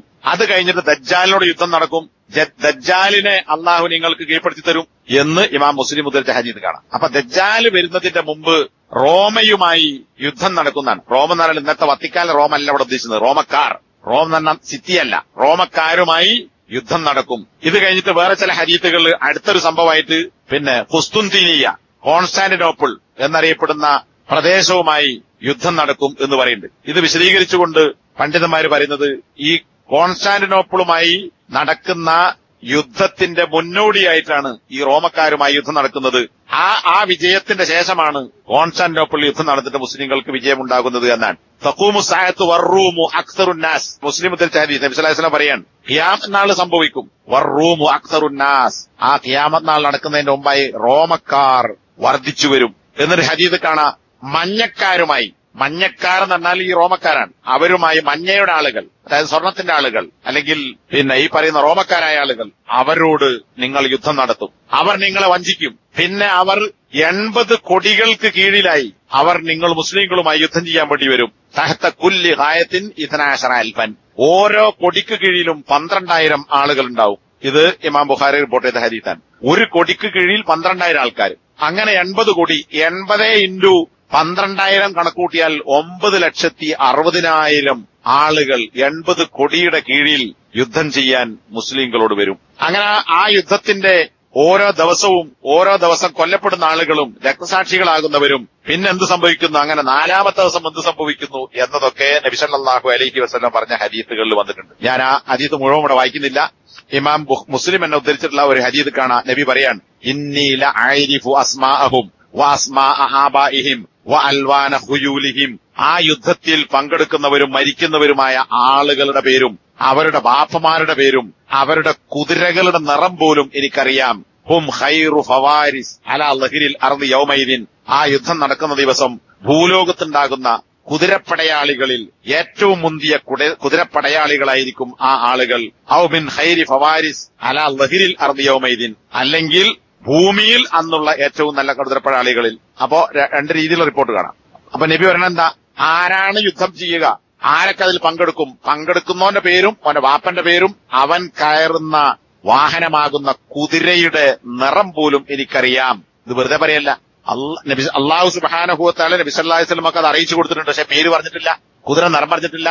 അപ്പൊ അത്രക്ക് ഉറപ്പുള്ള അള്ളാഹിന്റെ വഹി അനുസരിച്ച് സംസാരിക്കുന്ന ഒരു കാര്യമാണ് ഈ യുദ്ധം നടക്കുക. റോമക്കാർ മുസ്ലിങ്ങളുമായി യുദ്ധം നടക്കുക സിറിയയിലാണ് എന്ന് വേറെ ചില ഹദീസ് കാണാം. ഷാം, സിറിയ എന്ന് പറഞ്ഞാൽ ഇന്നത്തെ സിറിയ അല്ല, പണ്ട് കാലത്ത്, ഇന്ന് സിറിയ ഉണ്ട്, അതേ പേരിൽ ഷാം എന്ന പേരിൽ പണ്ടത്തെ സിറിയ എന്ന് പറഞ്ഞാൽ ഇന്നത്തെ ഇസ്രായേൽ, അതുപോലെ തന്നെ ഫലസ്തീൻ, പിന്നെ ഇന്നത്തെ സിറിയ, അതിന്റെ ചുറ്റുവട്ടത്തുള്ള ചില പ്രദേശങ്ങൾ, ജോർദാന്റെ ചില അതൊക്കെ കൂടിച്ചേർന്ന പണ്ടത്തെ ഷാമാണ് ഇവിടെ ഉദ്ദേശിക്കുന്നത്.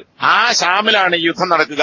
എന്നിട്ടത് വേറെ ചില ഹദീസുകളിൽ അഴമാക്ക് എന്ന് പറയുന്ന സ്ഥലത്ത്, അഴമാക്ക് എന്ന് പറഞ്ഞാൽ ഇന്നത്തെ ദിമഷ്ക്, സിറിയന്റെ തലസ്ഥാനമായ ഡമസ്കസിൽ ഉൾപ്പെടുന്ന പ്രദേശമാണ് ഈ പറയുന്ന അഴമാക്ക് എന്ന് പറയുന്ന സ്ഥലം. അവിടെ ആളുകൾ വന്നിറങ്ങും, ഈ പറയുന്ന ആളുകൾ, എന്നിട്ട് യുദ്ധം നടക്കും. ആ യുദ്ധത്തിൽ ഈ പറയുന്ന 9,60,000 അവിടെ പറഞ്ഞു, 80 പതാകക്ക് കീഴിൽ ഓരോ കൊടിക്കീഴിലും 12,000 ആളുകൾ എന്ന തോതിൽ വന്ന് യുദ്ധം നടത്തിട്ട് പോലും മുസ്ലിങ്ങൾക്ക് വിജയമുണ്ടാകും എന്ന് ഹദീസിൽ നമുക്ക് കാണാം. അതുപോലെ തന്നെ വേറൊരു ഹദീസിൽ അബൂ ദർദാ ഉദ്ധരിക്കുന്ന ഹദീസ് കാണാം, മുസ്ലിങ്ങളുടെ പട്ടണം യൗമൽ മൽഹമ, ഈ യുദ്ധം നടക്കുന്ന, മൽഹമ എന്ന് പറഞ്ഞാൽ ശരിക്കും ഇറച്ചിയാക്കുന്ന ദിവസമാണ്, ഇറച്ചിന്റെ ദിവസം. ലഹം എന്ന് പറഞ്ഞാൽ ഇറച്ചി നല്ലോ, എന്നാൽ കൊല നടക്കുന്ന അല്ലെങ്കിൽ യുദ്ധം നടക്കുന്ന ദിവസം, യൗമുൽ മൽഹമ, യുദ്ധ ദിവസം. മുസ്ലിങ്ങളുടെ കേന്ദ്രം എന്ന് പറയുന്നത് ഫീ അർളി ബിൽ ഗൂത്ത എന്ന് പറയുന്ന സ്ഥലമായിരിക്കും. ഗൂത്ത എന്ന് പറഞ്ഞാൽ ഏതാണ്? ദിമഷ്ക്, ഇന്നത്തെ സിറിയന്റെ തലസ്ഥാനമായ ഡമാസ്കസ്. ഈ ഡമാസ്കസ് ആണ് ഗൂത്ത എന്ന് പറയുന്നത്. അവിടെയാണ് യുദ്ധം നടക്കുക.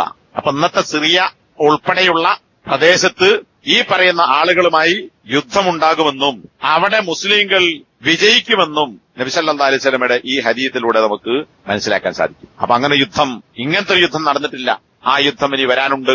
ഇത് വിശദീകരിച്ചുകൊണ്ട് പണ്ഡിതന്മാർ പറയാണ്, ഇതിൽ സന്തോഷ വാർത്തയുമുണ്ട്, അതുപോലെ തന്നെ താക്കീതുമുണ്ട്. എന്താ സന്തോഷ വാർത്ത? യുദ്ധമുണ്ടാകും, മുസ്ലിങ്ങൾക്ക് വിജയം കിട്ടും. താക്കീത് എന്താ? മുസ്ലിങ്ങൾ മുസ്ലിങ്ങളായി ജീവിക്കണം, ഈ യുദ്ധത്തിൽ വിജയം കിട്ടാൻ യോഗ്യരായ ആളുകളായി മുസ്ലിങ്ങൾ മാറണം. ഇനി ഇതിന് ശേഷം നടക്കുന്ന മറ്റൊരു യുദ്ധമാണ് ഈ പറയുന്ന ഖുസ്തുൻതീനിയ അല്ലെങ്കിൽ കോൺസ്റ്റാന്റിനോപ്പിൾ എന്ന് ഇംഗ്ലീഷിൽ അറിയപ്പെടുന്ന സ്ഥലം. ഈ സ്ഥലത്തിന്റെ പഴയ പേര് പിന്നെ ബീസന്ത എന്നാണ് അറബിയിൽ എഴുതുക. എന്താണ് ബൈസന്റൈൻ അല്ലെങ്കിൽ എന്താണ് ബൈസന്റീൻ എന്നൊക്കെ പല കോലത്തിലും വായിക്കുന്നുണ്ട്. അതിന്റെ ഇംഗ്ലീഷ് ഉച്ചാരണം ശരിക്കും എന്താ എനിക്കറിയില്ല. ബൈസന്തീനിയ എന്നും പറയാറുണ്ട്. അപ്പൊ ബൈസന്റീനിയ അല്ലെങ്കിൽ ബീസന്ത എന്ന് പണ്ട് കാലത്ത് അറിയപ്പെട്ട ഒരു പ്രദേശം. ആ പ്രദേശത്ത് റോമൻ ഭരണാധികാരി ഖുസ്തുൻതുനിയ അൽ അക്ബർ എന്ന് പറയുന്ന രാജാവിന്റെ പേരാണ്. അയാൾ വലുത് ചെറുത് ഒന്നാമൻ രണ്ടാമെന്നൊക്കെ ഉണ്ടാവില്ല, അതിൽ അക്ബർ വലിയവൻ എന്നറിയപ്പെട്ട ഭരണാധികാരി ഈ പ്രദേശം കീഴടക്കുകയും വലിയൊരു മതില് കെട്ടുകയും അങ്ങനെ അയാളുടെ പേരിൽ ഈ പ്രദേശം പിന്നെ അറിയപ്പെടുകയും ചെയ്തു ആണ് കോൺസ്റ്റാന്റിനോപ്പിൾ എന്ന് പറയുന്നത്. ഇന്നത്തെ തുർക്കിയുടെ തലസ്ഥാനമായ ഇസ്താംബൂൾ, അതാണ് ഈ പറയുന്ന കോൺസ്റ്റാന്റിനോപ്പിൾ എന്നറിയപ്പെടുന്ന സ്ഥലം. അപ്പൊ ഈ തുർക്കിയിലെ കോൺസ്റ്റാന്റിനോപ്പിൾ ഉൾപ്പെടുന്ന പ്രദേശത്ത് ഇനിയൊരു യുദ്ധം നടക്കാനുണ്ട്. നബി സല്ലല്ലാഹു അലൈഹി വസല്ലം ചോദിച്ചു, അന്ന നബിയ ഖാല സമീഅതും ബി മദീനത്തിൻ ജാനിബും മിൻഹാ ഫിൽ ബർരി വജാനിബും മിൻഹാ ഫിൽ ബഹർ. നബി ചോദിക്കാൻ, നിങ്ങൾ ഒരു നാടിനെ കുറിച്ച് കേട്ടിട്ടുണ്ടോ? ആ നാടിന്റെ ഒരു ഭാഗം കടലിലും മറ്റൊരു ഭാഗം കരയിലുമാണ്. അപ്പൊ കരയിലും കടലിലുമായി സ്ഥിതി ചെയ്യുന്ന ഒരു നാട് കേട്ടിട്ടുണ്ടോ? ഇത് അതീത് വിശദീകരിച്ചുകൊണ്ട് പണ്ഡിതന്മാര് പറഞ്ഞത് കാണാം. അതിന്റെ കിഴക്ക് വടക്ക് ഭാഗം കടലിലും തെക്ക് പടിഞ്ഞാറ് ഭാഗം കരയിലുമാകുന്നു. അപ്പൊ അങ്ങനെ കടല് കൊണ്ട് ചുറ്റപ്പെട്ട് ഒരു ഭാഗവും പിന്നെ കിഴക്ക് വടക്ക് മറ്റേ ഭാഗം കരയുമായി കിടക്കുന്ന അങ്ങനെ ഒരു നീണ്ട പ്രദേശമാണ്. ഈ പ്രദേശം ഇതിന്റെ മാപ്പ് പരിശോധിച്ചാൽ ഇപ്പറയുന്ന സ്ഥലമാണ്, ഇസ്താംബൂൾ ആണ് എന്നും പണ്ഡിതന്മാർ വിശദീകരിച്ചിട്ടുണ്ട്. അങ്ങനെ ഒരു നാട് നിങ്ങൾ കേട്ടിട്ടുണ്ടോ എന്ന് നബി സഹാബത്തിനോട് ചോദിച്ചു. സഹാബികൾ പറഞ്ഞു, യാ റസൂലല്ലാഹ്. ഖാലു നഅം യാ റസൂലല്ലാഹ്. അതേ നബിയെ, അങ്ങനെ നാടിനെ കുറിച്ച് ഞങ്ങൾ കേട്ടിട്ടുണ്ട് എന്ന് നബി പറയാൻ. ലാ തഖൂമു സ്സാഅ, ഖിയാമത്ത് നാൾ ഉണ്ടാവുകയില്ല, ഹത്താ യഗ്സൂഹാ 70,000 മിൻ ബനി ഇസ്ഹാഖ. ഇസ്ഹാഖ് നബിയുടെ സന്താനങ്ങളിൽപ്പെട്ട, ഇസ്ഹാഖ് നബിയുടെ സന്താനം എന്ന് പറഞ്ഞാൽ ജൂതക്രിസ്ത്യാനികളാണ്. ജൂതക്രിസ്ത്യാനികൾ, അതായത് ജൂതക്രിസ്ത്യാനികൾ കണക്കൂട്ടണ്ട, ഇന്ന് പൊതുവെ ജൂതക്രിസ്ത്യാനികൾ ഇസ്ഹാഖ് നബിന്റെ അനുയായികളും ഇസ്മായിൽ നബിന്റെ മക്കൾ അറബികളുമായി മുസ്ലിങ്ങളുമായി അറിയപ്പെടുന്നതാണ്. അതിൽ അങ്ങോട്ടും ഇങ്ങോട്ടും രണ്ട് വിഭാഗങ്ങൾ ഉണ്ടെന്നുള്ളത് വേറെ വിഷയം. അപ്പോ ഇസ്മായിൽ നബിന്റെ പരമ്പരയിലാണല്ലോ മുഹമ്മദ് നബി ജനിച്ചത്. ഇസ്മായിലിന്റെ സഹോദരനാണ് ഇസ്ഹാഖ്. ഇസ്ഹാഖിന്റെ സന്താന പരമ്പരയിൽപ്പെട്ട 70,000 ആളുകൾ ഈ പറയുന്ന കടലിലും കരയിലുമായി വ്യാപിച്ചു കിടക്കുന്ന ഈ പ്രദേശത്തോട് യുദ്ധം ചെയ്യാതെ ഖിയാമത്ത് നാൾ ഉണ്ടാവുകയില്ല. ഫൈദാ ജാഊഹാ നസലു. അങ്ങനെ ഈ പ്രദേശത്ത് ഈ 70,000 വരുന്ന ഇസ്ഹാഖിന്റെ മക്കൾ വന്ന് അവിടെ ഇറങ്ങിയാൽ ഫലം യുഖാത്തിലു ബിസിലാഹിൻ, ആയുധം ഉപയോഗിച്ച് അവർ യുദ്ധം ചെയ്യുകയില്ല, അമ്പെയ്തുകൊണ്ട് യുദ്ധം ചെയ്യുകയില്ല, മറിച്ചവർ ലാ ഇലാഹ ഇല്ലല്ലാഹു അല്ലാഹു അക്ബർ എന്നവർ പ്രഖ്യാപിക്കും. അപ്പോഴേക്കും ഈ കടലിന്റെ ഭാഗത്തുള്ള പ്രദേശം വീഴും. എന്നാൽ അത് പിന്നെ അവരുടെ പിടുത്തത്തുനിന്ന് പോവും, ആരുടെ? ആ നാട്ടുകാരുടെ. പിന്നെ അവർ ലാ ഇലാഹ ഇല്ലല്ലാഹു അല്ലാഹു അക്ബർ എന്ന് പറയുമ്പോൾ കരയിൽ കിടക്കുന്ന ഭാഗവും യസ്ഖുത്ത്, അത് പതിക്കും. സുമ്മ യഖൂലു സാലിസ, മൂന്നാമത് ലാ ഇലാഹ ഇല്ലല്ലാഹു അല്ലാഹു അക്ബർ എന്നവർ പ്രഖ്യാപിക്കും. ഫയുഫറജു ലഹും ഫയദ്ഖുലൂന ഫയഗ്നമൂന ഫബൈനമാഹും യഖ്തസിമുനൽ മഗാനിം. അങ്ങനെ മൂന്നാമത് ലാ ഇലാഹ ഇല്ലല്ലാഹു അക്ബർ കണ്ടോ, അമ്പോ വില്ലോ ഉപയോഗിച്ച് യുദ്ധം ചെയ്യാതെ ഇത് പ്രഖ്യാപിക്കുമ്പോൾ രണ്ട് ഭാഗവും പിന്നെ തകരുകയും അല്ലെങ്കിൽ അവരുടെ അധികാരത്തിൽ നിന്ന് പോവുകയും മൂന്നാമത്തെ ലാ ഇലാഹ ഇല്ലല്ലാഹു അല്ലാഹു അക്ബർ എന്ന് പ്രഖ്യാപിക്കുന്നത് പോലെ ഫയുഫറജു ലഹും, അവർക്കൊരു ഫറജ് എന്ന് പറഞ്ഞാൽ ഗ്യാപ്പ്, വിടവ് എന്നാണ് അർത്ഥം. ഒരു ഓരായം, പ്രവേശിക്കാനുള്ള ഒരു പഴുത്, ഒരു വിടവ്, ഒരു ഗ്യാപ്പ് അവർക്ക് തുറക്കപ്പെടുകയും ചെയ്യും. അതിലൂടെ അവർ ഈ പട്ടണത്തിലേക്ക് പ്രവേശിക്കും. ആര്? ഈ 70,000 വരുന്ന ഇസ്ഹാഖിന്റെ മക്കൾ. എന്നിട്ട് അവർ ആ നാട്ടിലുള്ള ഗനീമത്ത് സ്വത്തൊക്കെ ശേഖരിക്കും. അത് ശേഖരിച്ച് ഓഹരി വെച്ചുകൊണ്ടിരിക്കുന്നതിനിടയിൽ ആ നാട്ടിൽ കിട്ടുന്ന സമ്പത്തുകൾ ഇതൊക്കെ അവർ ഓഹരി വെക്കും. 70,000 ആളുകൾ, കാരണം യുദ്ധം വിജയിക്കാൻ. ഇത് ജാഅഹുമുസ്സരീഖ്, അപ്പോഴതാ ഒരു വിളിച്ചു പറയുന്ന ഒരാൾ വരും. വഖാല, അദ്ദേഹം പറയും, ഇന്ന ദജ്ജാല ഖദ് ഖറജ, ദജ്ജാല് പുറപ്പെട്ടിട്ടുണ്ട്. ഫയത്റുകൂന കുല്ല ശൈഇൻ വയർജിഊൻ, ദജ്ജാല് വന്നു എന്ന് കേൾക്കുമ്പോ ഇവര് ഈ കിട്ടിയ വസ്തുക്കളൊക്കെ അവിടെ തന്നെ ഇട്ടിട്ട് അവർ തിരിച്ചു പോകുന്നതാണ്. ഇത് ഞാൻ വിശദീകരിക്കുന്നില്ല. ഒരുപാട് ഹദീത്തുകളിലും അതിന്റെ വിശദീകരണമായും വ്യാഖ്യാനങ്ങളായും പലതും വന്നിട്ടുണ്ട്. അപ്പോൾ ഇവിടെ ഇസ്ഹാഖ് നബിയുടെ ആളുകൾ എന്ന് പറയുമ്പോൾ ജൂത ക്രിസ്ത്യാനികളല്ലേ? അവർ റോമക്കാരല്ലേ? റോമക്കാരാണോ ഈ കോൺസ്റ്റാന്റിനോപ്പിൾ യുദ്ധം ചെയ്യുന്നത്? അങ്ങനെ ചില സംശയങ്ങൾ പണ്ഡിതന്മാർ ഉന്നയിച്ചു കാണാം ചില ആളുകൾ. അതിന് ഇബ്നു കസീർ അതുപോലെ തന്നെ ഖാളി ഇയ്യാദിനെ പോലുള്ള പണ്ഡിതന്മാർ വിശദീകരിച്ചിട്ടുണ്ട്. ഇബ്നു ഇസ്ഹാഖിന്റെ പരമ്പരയിൽപ്പെട്ട എന്ന് പറഞ്ഞാൽ ജൂത ക്രിസ്ത്യാനികളുടെ വിഭാഗത്തിൽപ്പെട്ട ആളുകൾ ഖിയാമത്ത് നാളിന് മുമ്പ് ഇത്രയും ആളുകൾ, അതിൽ കൂടുതലുണ്ടാകാം, 70,000-ഓളം വരുന്ന ആളുകൾ മുസ്ലിങ്ങളായി മാറും. അപ്പൊ അവരുടെ കൂട്ടത്തിൽ നിന്ന് മുസ്ലിങ്ങളായ ആളുകളാണ് ഈ പറയുന്ന കടലിലും കരയിലും കിടക്കുന്ന ഈ ഇസ്താംബൂൾ പ്രദേശത്തോട്, അതാണ് റോമ എന്ന് പറയുന്നത്. ആ കോൺസ്റ്റാന്റിനോപ്പിൾ റോമൻ ചക്രവർത്തിയുടെ കീഴിലുണ്ടായിരുന്ന സ്ഥലമാണ്. അതുകൊണ്ടാണ് ആ റോമ എന്നും അതുപോലെ തന്നെ ചിലതിൽ കോൺസ്റ്റാന്റിനോപ്പിൾ എന്നൊക്കെ പറയുന്നത്. ആ പ്രദേശത്തോട് യുദ്ധം ചെയ്യാൻ വരുന്നത് അവരുടെ കൂട്ടത്തിൽ നിന്ന് മുസ്ലിങ്ങളായി വരുന്ന 70,000 ആളുകളാണ്. അപ്പൊ അങ്ങനെ ഒരു യുദ്ധം ഇതുവരെ നടന്നിട്ടില്ല എന്ന് ഇത് വിശദീകരിച്ചുകൊണ്ട് പണ്ഡിതന്മാർ പറഞ്ഞിട്ടുണ്ട്. ഇതിലും ഒരുപാട് ആളുകൾ രക്തസാക്ഷികളായി തീരും. ഇത് നേരത്തെ നടന്നതല്ല. ഈ ബുക്ക് എഴുതിയ അയാൾ പറയാണ്, ഇതിൽ നിന്ന് മനസ്സിലാക്കാൻ സാധിക്കുന്നത് ഇവർ വന്നവർ ജൂതന്മാരല്ല, മറിച്ച് അവരിൽ നിന്ന് മുസ്ലിങ്ങളായി വന്ന ആളുകളാണ് എന്ന് ഇതിലൂടെ മനസ്സിലാക്കാൻ സാധിക്കും. വേറെയും ഇതുമായി ബന്ധപ്പെട്ട ചില ഹദീസുകളെ വിശദീകരിച്ചുകൊണ്ട് ഇമാം നവവി അങ്ങനെ പല പണ്ഡിതന്മാരും ഇത് വിശദീകരിച്ചിട്ടുണ്ട്. ഇനി ഈ കോൺസ്റ്റാന്റിനോപ്പിൾ പല കാലഘട്ടത്തിലും പലരും വിജയിച്ചടക്കിയിട്ടുണ്ട് അല്ലെ? അപ്പൊ ഇനി നടക്കാൻ പോകുന്ന ഒരു കാര്യം അതാണ് ഈ ഹദീസിൽ പറഞ്ഞിട്ടുള്ളത് എന്നതാണ്. ഇത് മുസ്ലിം റിവായത്ത് ചെയ്ത ഹദീസാണ് ഈ പറഞ്ഞത്. അപ്പൊ ഞാൻ ഒറ്റ ഹദീസേ വായിച്ചിട്ടുള്ളൂ, അതിൽ വേറെ ഹദീസുണ്ട്. 50 ഒരാള് പ്രത്യക്ഷപ്പെടും. ലാ തഖൂമു സാഅ ഹത്താ യഖ്റുജ റജുലുൻ മിൻ ഖഹ്താൻ. ഖഹ്താൻ എന്ന് പറഞ്ഞ ഗോത്രത്തിന്റെ പേരാണ്. അപ്പൊ ഖഹ്താനി ഒരുപാട് പുസ്തകം എഴുതിയാലാണ്, പല പണ്ഡിതന്മാരുണ്ട്. അതിലൊരു ഖഹ്താന്റെ പുസ്തകമാണ് ഇവിടെ നമ്മൾ ഈ പിന്നെ സ്വലാത്തുൽ മുഅ്മിൻ എന്ന് പറയുന്ന പുസ്തകം. സത്യവിശ്വാസിയുടെ നമസ്കാരം, എല്ലാ തരം നമസ്കാരങ്ങളെ സംബന്ധിച്ച് ഞാനത് ഒരു 10 കൊല്ലം മുമ്പ് പെരിന്തൽമണ്ണ പള്ളിയിൽ വെച്ചിട്ട് ആ പുസ്തകത്തിന്റെ ആദ്യം മുതൽ അവസാനം വരെ മുഴുവൻ വായിച്ച് വിശദീകരിച്ചിട്ടുണ്ട്. കുറേ ക്ലാസ്സുകളിലെ ഒക്കെ ലഭ്യമാണ്, ക്ലാസ്സുകളുണ്ട്, കുറെ ആളുകൾ കേട്ട് പഠിക്കുന്നുണ്ട്. അപ്പൊ അങ്ങനെയുള്ള പുസ്തകങ്ങൾ, പ്രാർത്ഥനയുടെ പുസ്തകം എഴുതിയാൽ അപ്പൊ ആ ഖഹ്താൻ ഗോത്രം, ഈ ഖഹ്താൻ ഗോത്രക്കാരനായ ഒരാൾ പ്രത്യക്ഷപ്പെടും. അയാൾ വരാതെ ഖിയാമത്ത് നാൾ ഉണ്ടാവുകയില്ല. യസൂഖുൻ നാസ ബിഅസാഹു, തന്റെ കയ്യിലുള്ള വടികൊണ്ട് അദ്ദേഹം ജനങ്ങളെ എങ്ങനെ തെളിച്ചുകൊണ്ട് കിടക്കും. ഒരാൾ വടികൊണ്ട് തെളിച്ചാൽ കീഴ്പ്പെടാവുന്ന അവസ്ഥയിലേക്ക് അത്തരം ഒരാള് വന്നിട്ട് ജനങ്ങളെ തെളിച്ചുകൊണ്ട് അങ്ങനെ ഒരാൾ വരാനുണ്ട് എന്നാണ്. എന്നാൽ വേറെ ചില റിപ്പോർട്ടുകളിൽ ജഹ്ജാഹ് എന്ന് പറയുന്ന ഒരാളുണ്ട്. ഈ ജഹ്ജാഹ് അല്ല ഈ പറയുന്ന ഖഹ്താനി എന്ന് മുസ്ലിമിന്റെ തന്നെ ഇമാം അഹമ്മദിന്റെയും ഹദീസ് തിരിച്ചുകൊണ്ട് പറഞ്ഞത് കാണാം. കാരണം എന്താണ്? ഖഹ്താനി എന്ന് പറയുന്ന ആള് മിനൽ അഹ്റാർ, സ്വതന്ത്രന്മാരിൽപ്പെട്ട ഒരാളാണ്. ജഹ്ജാഹ് എന്ന് പറയുന്നത് അടിമയായി പിന്നെ അടിമത്തത്തിൽ നിന്ന് മോചിപ്പിക്കപ്പെട്ട ആളാണ്. അപ്പൊ ജഹ്ജാഹ് അല്ല അവിടെ ഉദ്ദേശിക്കുന്നത്. ഖഹ്താനി എന്ന് പറയുന്ന ഖഹ്താൻകാരനായ ഒരാൾ അയാൾ വരാനുണ്ട് എന്ന് വേറെ ഹദീസുകളിൽ നിന്ന് മനസ്സിലാക്കാൻ സാധിക്കും. അപ്പൊ ഇമാം മുസ്ലിമും അതുപോലെ തന്നെ ബുഖാരി, ഇമാം അഹ്മദ് ഇവരൊക്കെ ഇതുമായി ബന്ധപ്പെട്ട ഹദീസുകൾ ഉദ്ധരിച്ചിട്ടുണ്ട്. ഇനി ജൂതന്മാരും മുസ്ലിങ്ങളും തമ്മിൽ നടക്കുന്ന യുദ്ധം, ഒരു ഭാഗത്ത് ദജ്ജാലും ആളും, മറ്റൊരു ഭാഗത്ത് ഈസാ നബിയും അനുയായികളും അല്ലെ, രണ്ടും കൂടി നിൽക്കുന്ന ഒരു കാലുണ്ട്. അതിന് വലിയ അടയാളങ്ങളുടെ കൂട്ടത്തിൽ ദജ്ജാല്, ഈസാ നബി വരുന്നത്, അതൊക്കെ വേറെ വിശദീകരിക്കാനുണ്ട്. ഇപ്പോ അതിനിടയ്ക്ക് നടക്കുന്ന ഒരു യുദ്ധവുമായി ബന്ധപ്പെട്ട് മുസ്ലിം ഉദ്ധരിച്ച ഹദീസ് മാത്രം. നബി സല്ലല്ലാഹു അലൈഹി വസല്ലം പറഞ്ഞു, ലാ തഖൂമു സ്സാഅ, ഖിയാമത്ത് നാൾ സംഭവിക്കുകയില്ല, ഹത്താ യുഖാതിലൽ മുസ്ലിമൂന അൽ യഹൂദ്, മുസ്ലിങ്ങൾ ജൂതന്മാരോട് യുദ്ധം ചെയ്യാതെ, ഫയഖ്തുലുഹുമുൽ മുസ്ലിമൂൻ, ജൂതന്മാരെ മുസ്ലിങ്ങൾ കൊല്ലും, ഹത്താ യഖ്തബി അൽ യഹൂദിയ്യു മിൻ വറാഇൽ ഹജരി വശജർ, കല്ലിന്റെയും മരത്തിന്റെയും ഒക്കെ പിന്നിൽ പോയി ജൂതൻ ഒളിച്ചു നിൽക്കുമ്പോ ഇസ്രായേൽ, ഫലസ്തീൻ, ഗസ ഇതൊക്കെ മുന്നിൽ കാണാം. അങ്ങനെ പിന്നെ യുദ്ധം നടക്കുന്നു, മുസ്ലിങ്ങൾ കൊല്ലപ്പെടുന്നു, ആ 10,000-കണക്കിന് സ്ത്രീകളും കുട്ടികളും കൊല്ലപ്പെട്ടു. ഇത്ര ക്രൂരമായ ഒരു യുദ്ധം, അല്ലെങ്കിൽ സ്ത്രീകളും കുട്ടികളും കൊല്ലപ്പെട്ട ഒരു യുദ്ധം ലോകത്തുണ്ടായിട്ടില്ലാന്ന്. അത്രക്ക് ക്രൂരതയാണ് സന്ധിയിൽ ഏർപ്പെട്ടിട്ട് പോലും ജൂതന്മാരോട് നടത്തിക്കൊണ്ടിരിക്കുന്നത്. ആ ജൂതന്മാരെ സഹായിക്കാൻ ഏതാനും രാജ്യങ്ങളും. എന്നാൽ ഇനിയൊരു തിരിച്ചു കാലം വരാനുണ്ട്. മുസ്ലിങ്ങളും ജൂതനും തമ്മിൽ യുദ്ധം നടക്കും. ജൂതൻ പോയി ഒളിക്കും, യഖ്തബിഉ, അവൻ ഒളിക്കും എവിടെ?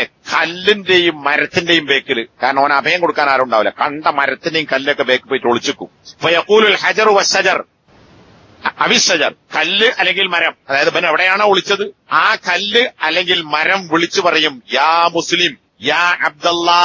അബ്ദുല്ലാനാല് അള്ളാഹുവിന്റെ അടിമേ, അല്ലാണ്ട് അബ്ദുള്ള എന്ന് പേരുള്ളവനെന്നല്ല. അല്ലയോ മുസ്ലിമേ, അള്ളാഹുവിന്റെ അടിമേ, ഇതാ ഹാദാ യഹൂദിയുൻ ഹൽഫി, എന്റെ ബേക്കിലൊരു ജൂതൻ ഒളിച്ചിരിക്കുന്നുണ്ട്, ഫതആൽ, വരൂ, ഫഖ്തുൽഹു, ആ ജൂതനെ പിടിച്ചു കൊല്ലൂ എന്ന് മുസ്ലിമിനെ കല്ലും മരവും വിളിച്ചു പറയും.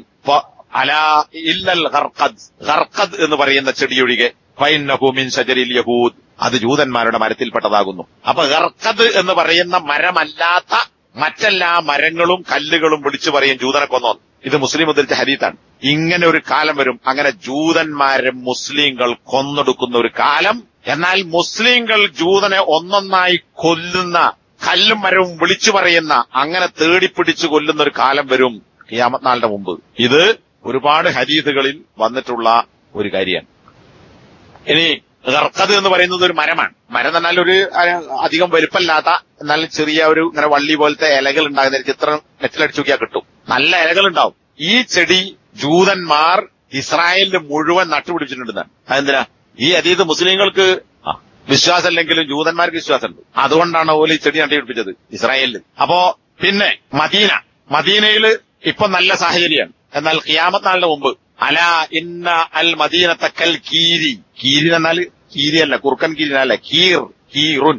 കീർ എന്നാല് ഈ പിന്നെ കൊല്ലൻ, ഇരുമ്പ് പണിക്കരല്ലേ, തട്ടാൻ. ഇവരൊക്കെ ഇരുമ്പ് പഴിപ്പിക്കാൻ വേണ്ടി ഉണ്ടാക്കുന്ന അവരടുപ്പില്ലേ, ചൂള ഇങ്ങനെ കറക്കിയിട്ട് കത്തി, അതിനാണ് പിന്നെ കീർ പറയാ. ഉല എന്നും പറയും മലയാളത്തിൽ. ഇവിടെ എന്താ പറയാ, ഉല. ഇങ്ങനെ കറക്കുക, അതിന്റെ ഉള്ളിലൊരു വീലുണ്ടാവും. അപ്പൊ പിന്നെ ഒരു ഫാന് വന്ന സാധനം ഉണ്ടാവും. ഇതിങ്ങനെ കറക്കുമ്പോ കാറ്റ് വരും. ആ കാറ്റിലെടുത്ത് ചിരട്ടക്കണലോ കൽക്കരിയോ ഇട്ടിട്ട് അതിൽ ഇരുമ്പ് വെച്ചിട്ട് പഴിപ്പിച്ച് അടിച്ചു വരുത്തി മൂർച്ചാക്കണവും പിക്കാസ് കൈക്കോട്ടൊക്കെ ഉണ്ടാക്കും, കുടുകളൊക്കെ ഉണ്ടാക്കാം. അങ്ങനെയാണ്. ഇതുപോലെയാണ് ഇതില് ഇരുമ്പ് പഴിപ്പിച്ചെടുക്കണെന്തിനാ? അതിന്റെ കറ പോകാനാണ്. അല്ലെ, നമ്മളൊരു ആയുധം കൊണ്ടുപോയി കൊടുത്താൽ ഈ തീയിലിട്ടിട്ട് പഴിപ്പിച്ചിട്ട് അടിക്കും. എന്തിനാ? അതിന്റെ തുരുമ്പും കറയൊക്കെ പോകാൻ, ശുദ്ധീകരിക്കാനാണ്. ഇതുപോലെയാണ് ഈ കൊല്ലന്റെ ഉല പോലെയാണ്, അടുപ്പ് പോലെയാണ് മദീന. തുഖ്രിജുൽ ഖബീഥ. മദീനക്കുള്ളിലുള്ള എല്ലാ ഹബീദിനെയും, വൃത്തികെട്ട മനുഷ്യന്മാരെയും മദീനന്ന് പുറത്താക്കും. ഇങ്ങനെ സംഭവിക്കാതെ ഖിയാമത്ത് നാൾ സംഭവിക്കുകയില്ല. ഹത്താ തംഫിയൽ മദീനത്തു സിറാറഹ.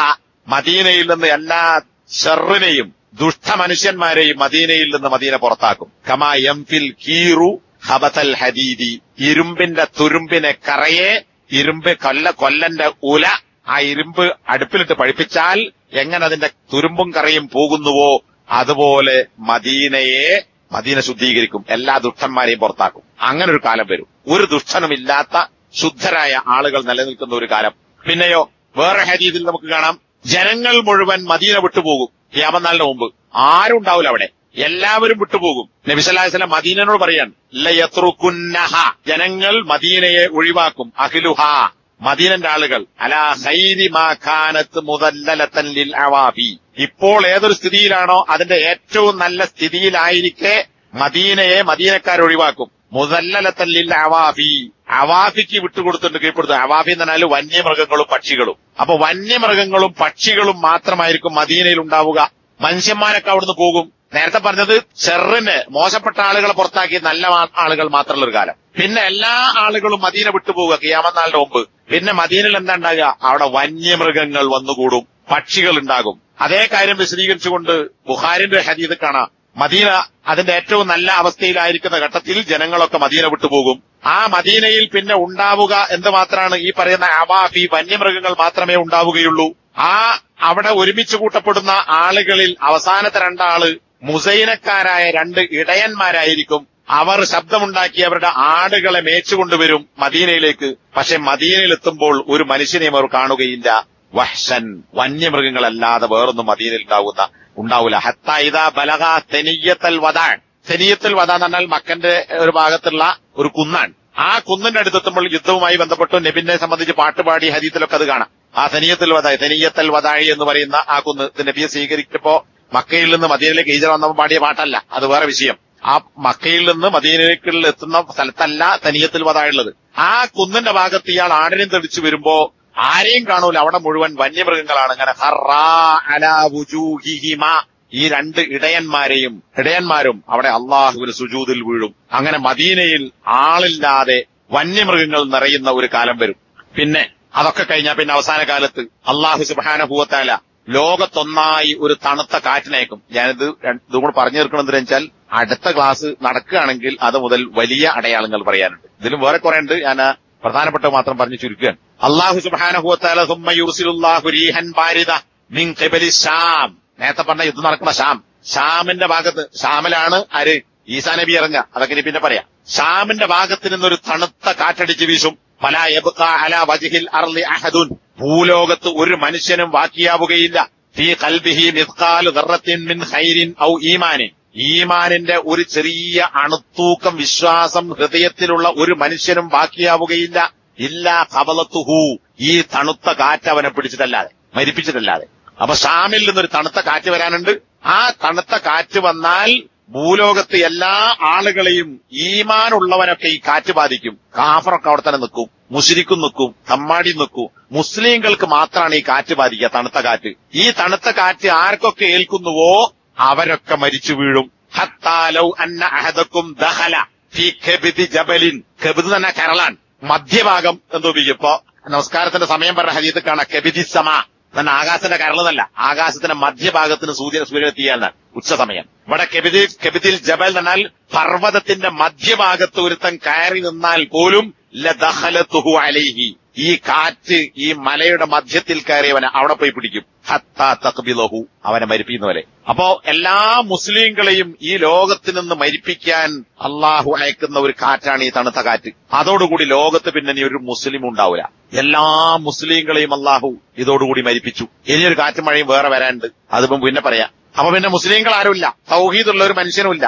പിന്നെയാണ് ഖിയാമത്ത് നാൾ ഉണ്ടാകുക. അപ്പൊ പിന്നെ ഇവിടെ ആരേ ഉണ്ടാവുള്ളൂ? ദുഷ്ടന്മാരായ കാഫറുകളും മുശ്രിക്കുകളുമായ ആളുകൾ മാത്രം. അവരുടെ മേലാണ് ഖിയാമത്ത് നാൾ ഉണ്ടാകുക, ലോകാവസാനം നടക്കുക. അപ്പൊ മുസ്ലിങ്ങൾ ഉണ്ടാവില്ല. പിന്നെ ഇതിന്റെ മുമ്പായിട്ട് കഅബ പൊളിക്കപ്പെടും. ഇത് ബുഖാരി മുസ്ലിം ഒക്കെ ഉദ്ധരിച്ച കാണാം. യുഹരിബുൽ കഅബ, കഅബ പൊളിക്കും. ദുസ്സുവൈഖത്തൈനി, സാക്ക് എന്ന് പറഞ്ഞാൽ മുട്ടുവരെയുള്ള ഭാഗമാണ്, ഇതുവരെയുള്ള ഭാഗം കണങ്കാൽ. നീളം കുറഞ്ഞ കുറിയ കാലുള്ള ഒരുത്തൻ മിനൽ ഹബശ, നബിന്റെ കാലത്ത് ഹിജറ പോയ നാട് എത്യോപ്യ. എത്യോപ്യ എപ്പോഴും ഉണ്ട്. എത്യോപ്യ ഇപ്പം പ്രശ്നം നടക്കുകയാണ്, വാർത്തകൾ വായിച്ചിട്ടുണ്ടാവും. ഭൂകമ്പണ്ടായി, അഗ്നിപർവ്വതം പൊട്ടിത്തെറിച്ചു. ഈ എത്യോപ്യക്കാരനായ കുറിയ കാലുള്ള, വേറെ ഹദീസില് അസ്വദ, കറുത്ത നിറത്തിലുള്ള, അഫ്ഹജ എന്നാൽ കാലിന്റെ മുട്ടുകൾ തമ്മിൽ വിട്ടു നിൽക്കുന്ന, ചില ആൾക്കാരെ മുട്ടുമേൽ എടുത്തിട്ടേക്കും. അപ്പൊ രണ്ട് കാൽമുട്ടുകൾ അകലത്തിലുള്ള, കുറിയ കാലുള്ള, കറുത്ത നിറത്തിലുള്ള ഒരുത്തൻ കഅബ പൊളിക്കും.